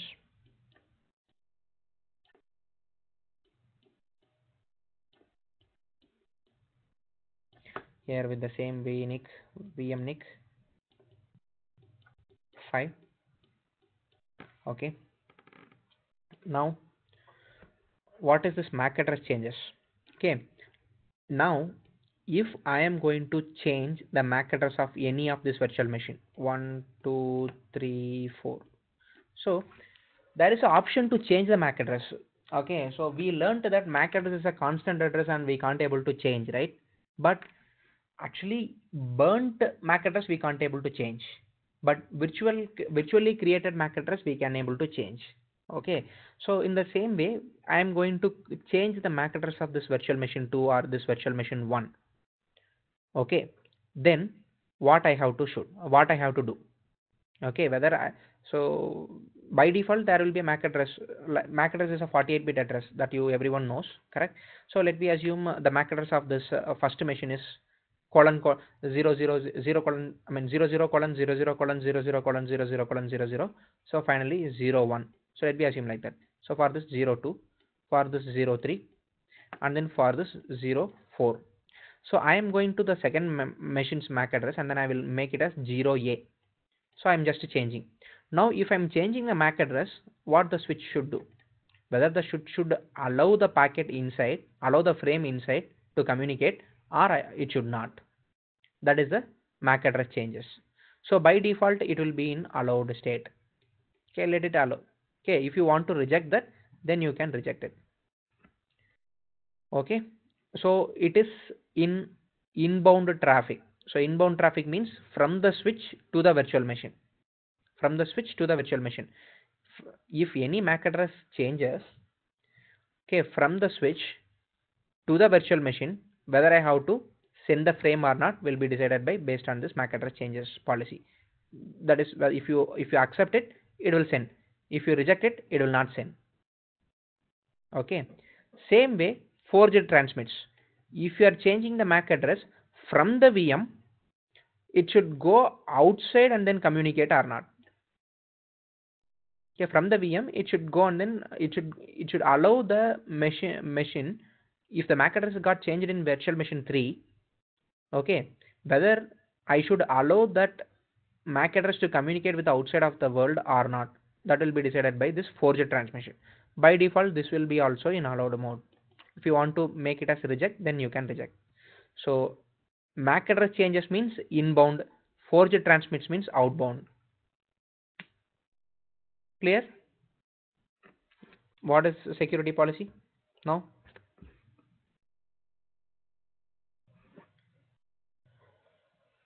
Okay, so that's all about this security policy. Any doubts till this? So if you are not having, then we can go ahead with the traffic shaping. Okay, fine. So let me go for the traffic shaping. Second thing, traffic shaping is very simple. Okay, so traffic shaping, so that's all about those modes. Okay, if I'm going to edit, so see, there will be two things. Okay, promiscuous mode will be in reject by default. MAC address changes, it will be accept. Forged transmits, it will be in accept. So if you want to override that, so just click on this button, so then say accept. So now promiscuous mode, now what will do, all the machines can see all the traffic. So here, if any MAC addresses changes, I will reject that inbound. So if I'm saying, I will reject that outbound. So now I don't want to do, so what I will do, I will make it as the default one. I will cancel this. Okay, I What don't want to do situation any will changes make it there. as accept? Huh? What situation will make it as accept? Which one? Forged and MAC address changes. Here, by default it will mean accept only. At what state you want to make it as reject, you can ask like that. Okay, at what state we want to make it as reject, so we want to we can make that one as reject if if we want to add more security. So for example, let me in this virtual machine, if it is a cloud environment will not be in our control, correct? Or otherwise, let me assume like this, in this virtual machine, okay, in Are this you virtual sure machine, that by default it's in accept mode? yeah, by default it will be in accept mode only. Okay, so let me assume in this Linux machine, if I'm installing the chain enable, what will do, it will generate n number of MAC addresses and then it will send it to here. Okay, now what will happen to this port, it will accept all those things and then it will forward to this VMNIC. So now what I'm doing is, if something is coming with a different MAC address, I should reject that. So that's what that thing is here. Now I hope you now got it, right? If so at the time I can put it as reject.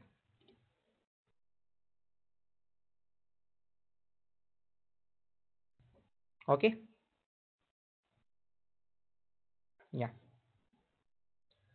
So now coming to traffic shaping.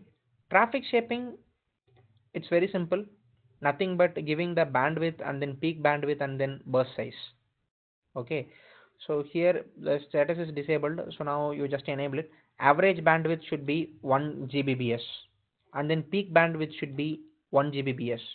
Okay, and then burst size should be, so which means size of the packet should be 102, so which means 1 GB, 1 GB, so it is saying. Okay, so 1024 again 00, so which means 1 GB. So you can see that the traffic shaping, which is always uh, is from the VMs to the switch, it is outbound. Okay, it is always from the VMs to the switch, which means like this. From VM to the switch, how much of bandwidth I should use it in this port, how much of packet size I should send in this port. So this is actually for quality of service. This is traffic shaping is for quality of service. For example, you are having a web server which will receive thousands of requests per minute. Okay, and then you are having a DHCP server which require only 100 requests come per minute. At the time, what you can do, or otherwise you are running a voice over virtual machine, voice communicator. So for voice communicator, always we will give the preference, but for the normal machines, we don't need that much of preference. So at the time, what you can do, you can go and then edit, and then traffic shaping. You can put that port. Okay, so enable, and then you can, for voice you can give as it is, and then for normal machines you can put it 1000 Mbps. Here 10 Gbps, actually it's 10 kbps, kilobits per minute, means it's 1 Gbps here when you convert that. So hope you got it, what is traffic shaping, right? So I'm not going to do any changes in that also.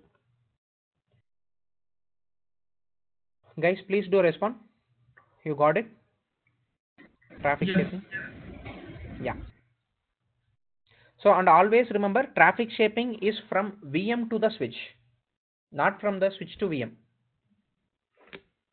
Yeah, both are same here actually. So say I will do cancel, and then that's all about the thing. So now we will discuss about NIC teaming. For NIC teaming, I need one more NIC over here. For that, I will use switch 0.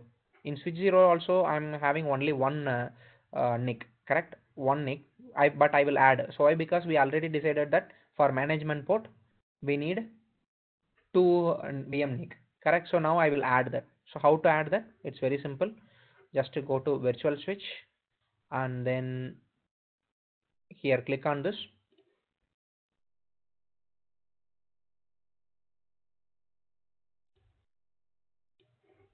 Sorry, here refresh. This is refresh, and then yeah, this is the NIC. Manage physical network adapter. This one. Okay, click that, and then now you want to add it. Add. Now VM NIC 1 and then VM NIC 3 is still there. Now what VM NIC we want to add to that switch? VM NIC 1 or 3? 1. 1. Very good. So we want to add as VM NIC 1. Say OK. Now see, active adapters VM NIC 0 as well as VM NIC 1, both are active. Now what I want to do is I want to put it as standby. Okay, so just to press this down arrow, it will come to standby. Or I don't want to use that, but still it will be in that thing, means just to put it down. So it will be unused. I will say OK. Now as of unused port, I'm going to say OK for this. Now see, you can able to see two NICs got added. So one will be active. Okay, see this orange color round. Okay, which means that is in use. So there is no round for this the VM NIC 1, which means it is not used, unused. Okay, fine. If so if we want to use standby, not getting, then what will be the architecture here? No, the port will be there. Okay, which will be, the port will be attached to the switch, but it will not be used over here. Okay. The same like unused. It is unused. If you want to use that, then click again and then make it as standby. Now say OK.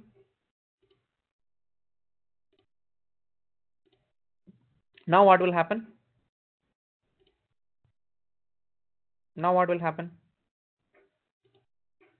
So one will be active, another one will be standby. So when this active goes down, at the time this standby will become active. Okay, So if I am selecting both as active, what will happen? It will like act as a load balancer. It will load balance. Very good. It will load balance. Okay. Now I am putting both as active, and then we will see how it is load balancing. Okay. What are the terms to load balance? Okay. I will select the switch. I will go to edit. So here edit under teaming and failover. I will explain all these things. Okay. So load balancing. So here in NIC teaming, what are the things we are having? Load balancing, network failure, then notify switches, failback. Okay. So first we will come with load balancing. Okay, load balancing. So if both the switches are active, okay, then these three functions are, load balancing. Okay, so route based on originating virtual port. Okay, how it will load balance? Okay, so if I'm adding both the NICs, definitely it will load balance, but how it will load balance, that policy we have to select. Okay, so route based on originating virtual port. What is this? Route based on originating virtual port means, okay, so again I want to put that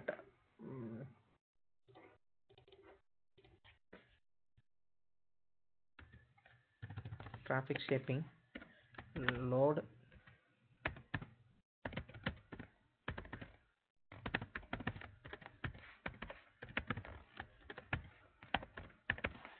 balancing in active. So number one, route based on originating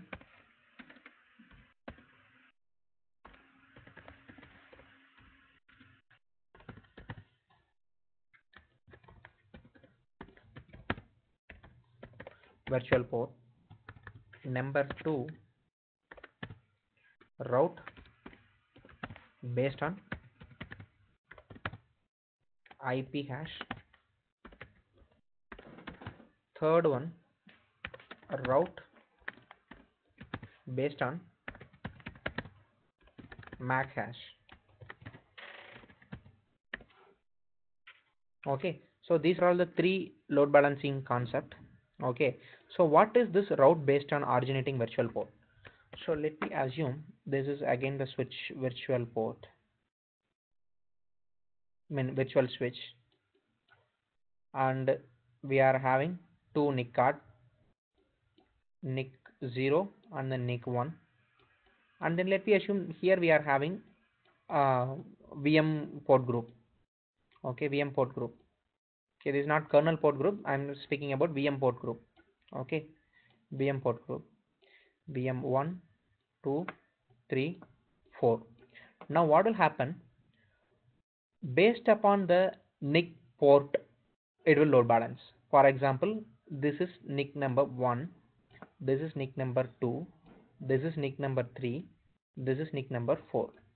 Okay, so now odd port number, okay, will take the odd NIC and then it will go outside.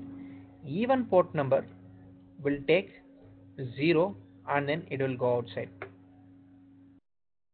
Getting?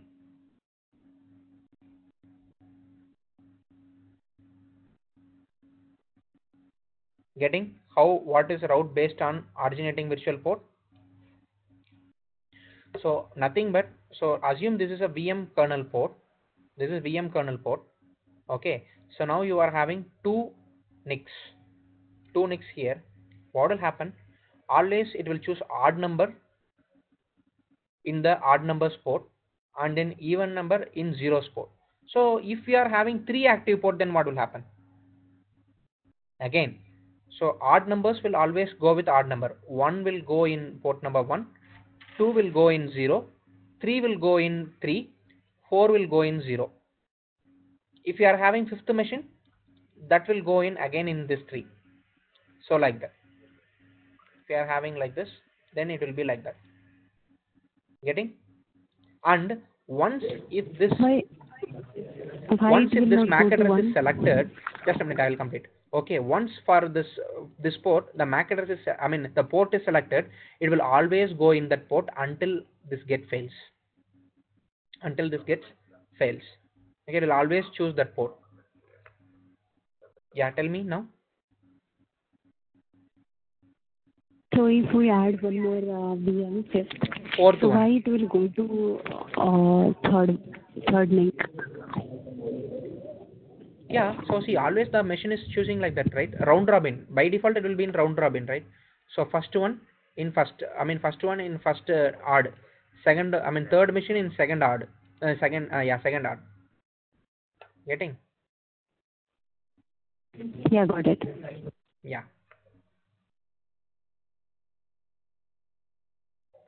So that is nothing but a route based on originating virtual port. Okay. So hope you all got it about this. Okay. Now another option is a route based on IP hash. What is this IP hash? No. First, before IP hash, we will see MAC. A route based on MAC hash. Okay. So here again that virtual switch. We are having two ports by default. Now again that four machines.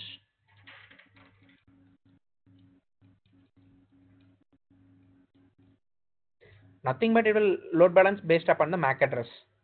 Okay. MAC address in sense, so how many MAC, I mean, this will have one MAC address, this will have one MAC address, this will have one MAC address, this will have one MAC address, right? So it will take that 48-bit MAC address, and then what it will do, uh, it will get registered over here, okay, over one of the NIC. Okay, so for example, first two MAC addresses, so which is generating the traffic. Okay, here which one is generating the first traffic. Okay, so that will come and take the first port. Okay, and then that MAC address will get over stored over in this port. Okay, now whenever the machine is generating the next traffic, it will always go in that port. Okay, so here who is going to generate the thing first? Okay, so that is MAC hash, but IP hash it will work in different way. Okay, IP hash actually even I have to recall once again. Okay, how it will work? No, so it will take the last octet 192.168. Something we are having like a 40 dot like we assume 10, and then the destination MAC address if it is 20, then it will take these two things and then it will make XR. Okay, so that XR operation we should know. So once after doing the XR operation, what it will do, so it will have 0 1 2 something, some value it will have. So based on that value it will choose the NIC cards. Okay, but even I want to recall the concept once again, so I'm not sure how this is working. So this IP hash, okay, but it will work in this methodology. Okay, so it will take the IP addresses and then it will do, so it will detect the source IP and then destination IP of that packet, and then it will do the XR operation. So after doing the XR operation, then it will have some values. So based upon that value it will load balance, it will choose the NIC cards. Okay, so getting, so the difference between the first one, second one and third one.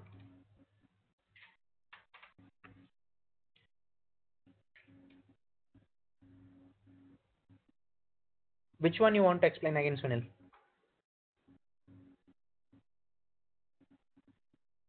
IP hash. IP hash actually that I want to recall once again. Okay, but actually the thing is how it will work. No, it will take, it will read the switch will read the source IP and then destination IP. The source IP, what it will do. So let me assume 192.168.40.10, and then destination IP address is if it is 40.20. Between these two addresses it will take this last octet. Okay, it will take this last octet. Between these two values it will do XR operation. It will do XR operation. So after doing XR operation, some values it will come. So like 1 2 3 something, some value it will come. Based on this value, it will choose the port. But how this value I forget, so I want to recall it back. Okay, so that is nothing but IP hash. MAC hash, it's who is generating the first MAC address. Okay, who is going to communicate. So let me assume this is a virtual switch. So and then we are having two NIC cards. So and four machines. So four machines will have four NIC cards over here. So now if this machine wants to communicate outside, okay, so it will generate, generate the traffic. That MAC address will be read by here. This machine's MAC address will be read by here. Now it will see two active adapter. Okay, two active adapter. By default it will send to the first one. By default it will send to first one. Okay, so now, so in this port, okay, in this port this MAC address will get registered. Okay, the same MAC address will get registered over there. Okay, now what will happen, whenever this machine is communicating outside of the world, always it will choose this path to reach the outside of the world. Okay, so the second machine, so whatever the traffic is coming from the second machine, so it's like a round robin only again. So for second one, it will choose the second. Again the first one, it will try to choose the first one. Second one, second, like that. But whenever the MAC address got registered in that this port, always it will choose that only that path to reach the destination outside of the world, which means.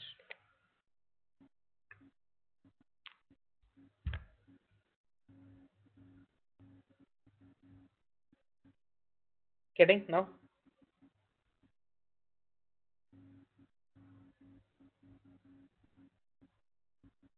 Okay.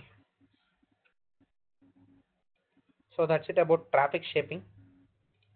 Okay, so we will explore more if we are having any other options. Okay, I will go here and then I will edit. Coming to teaming and failover, is there anything is there? Use explicit failover order. This is another thing. Use explicit failover order means what is this?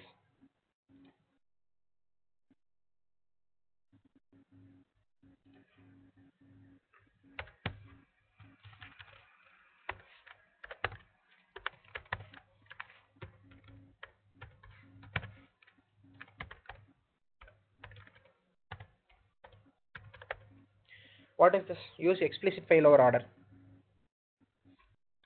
Very simple. No other option. Okay, if two are active, if one goes down, other should become active. So at the time there is no load balancing concept. So everything has to choose the same thing. Okay, that is nothing but use explicit failover order. Okay,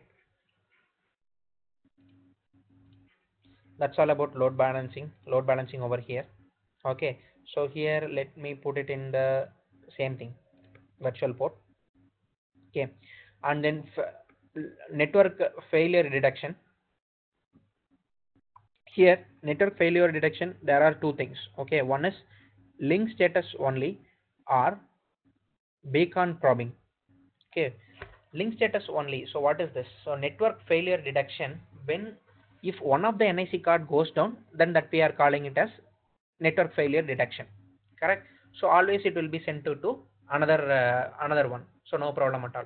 If you are having only two active adapters, then at the time we can choose link status only. But think, when we are having three adapters, okay, if you are having three adapters, we have to choose beacon probing. What is beacon probing? So this is vnic 1, vnic 2, vnic 3 virtual switch, and then here we will have the virtual machines. Correct, here we will have the virtual machines. So now if the link goes down, if we are having only two links, if the link goes down, automatically it should be known to the second one. If we are having three links, okay, at the time, yeah, we have to enable beacon probing. What is this beacon probing? Beacon probing will send, will send some beacons. Beacons means will send some heartbeats kind of thing. Okay, so if beacon, I mean port number 1 will send something to 2 and 3.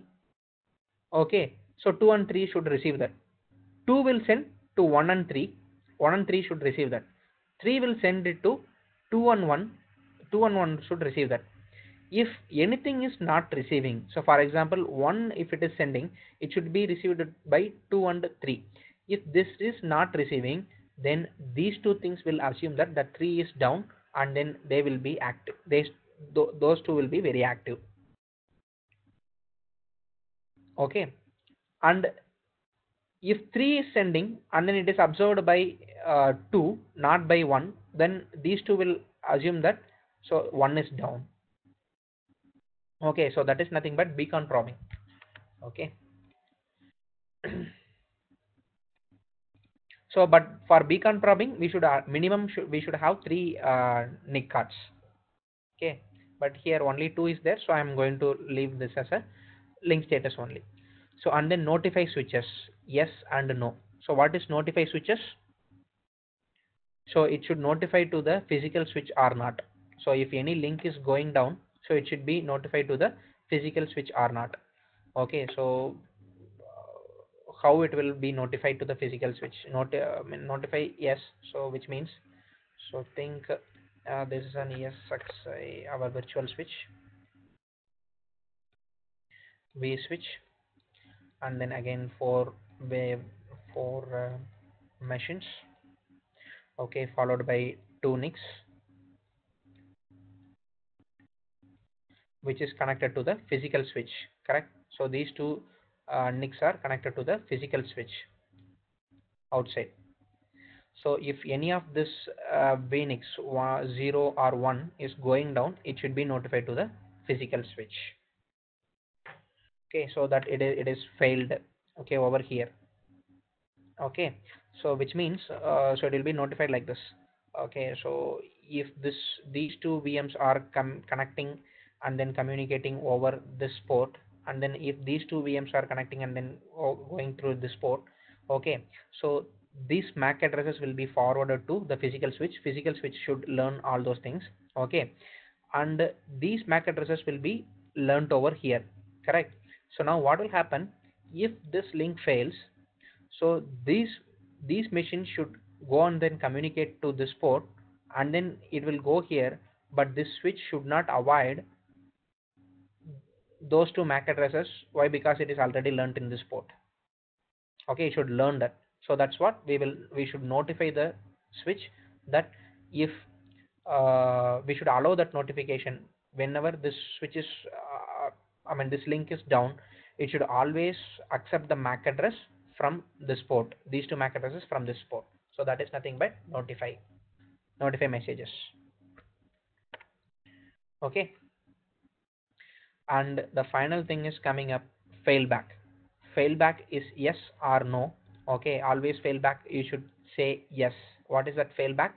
It's nothing but if you are having two NIC cards as, sorry, one if you are having two NIC cards, one is active, another one is standby. Okay, what you have to do is, if you are having two NIC cards, one is active, another one is standby.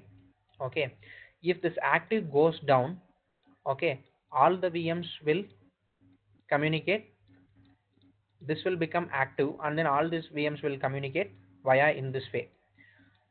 So once this active link comes up again, okay, once the active link comes up again, so again this this link should get notified, and then again the virtual machine should start communicating via the first NIC cards. Okay, that is nothing but fail this option, failback option. Getting what are the policies you can able to apply? Yes. Yeah, so this is nothing but switch policies, standard switch policies. I explained one by one. Any doubts you are having till this? So I'm not going to touch, and then I didn't configure anything. I'm leaving as it is. So I want to show you all these options. That's what I showed.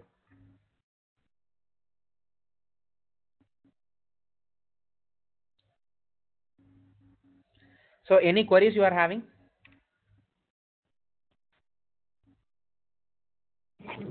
Is it we need to configure from as a VMware admin or network admin? Poonam, your voice is too low. Your voice is too low. Can you So is the job done by VMware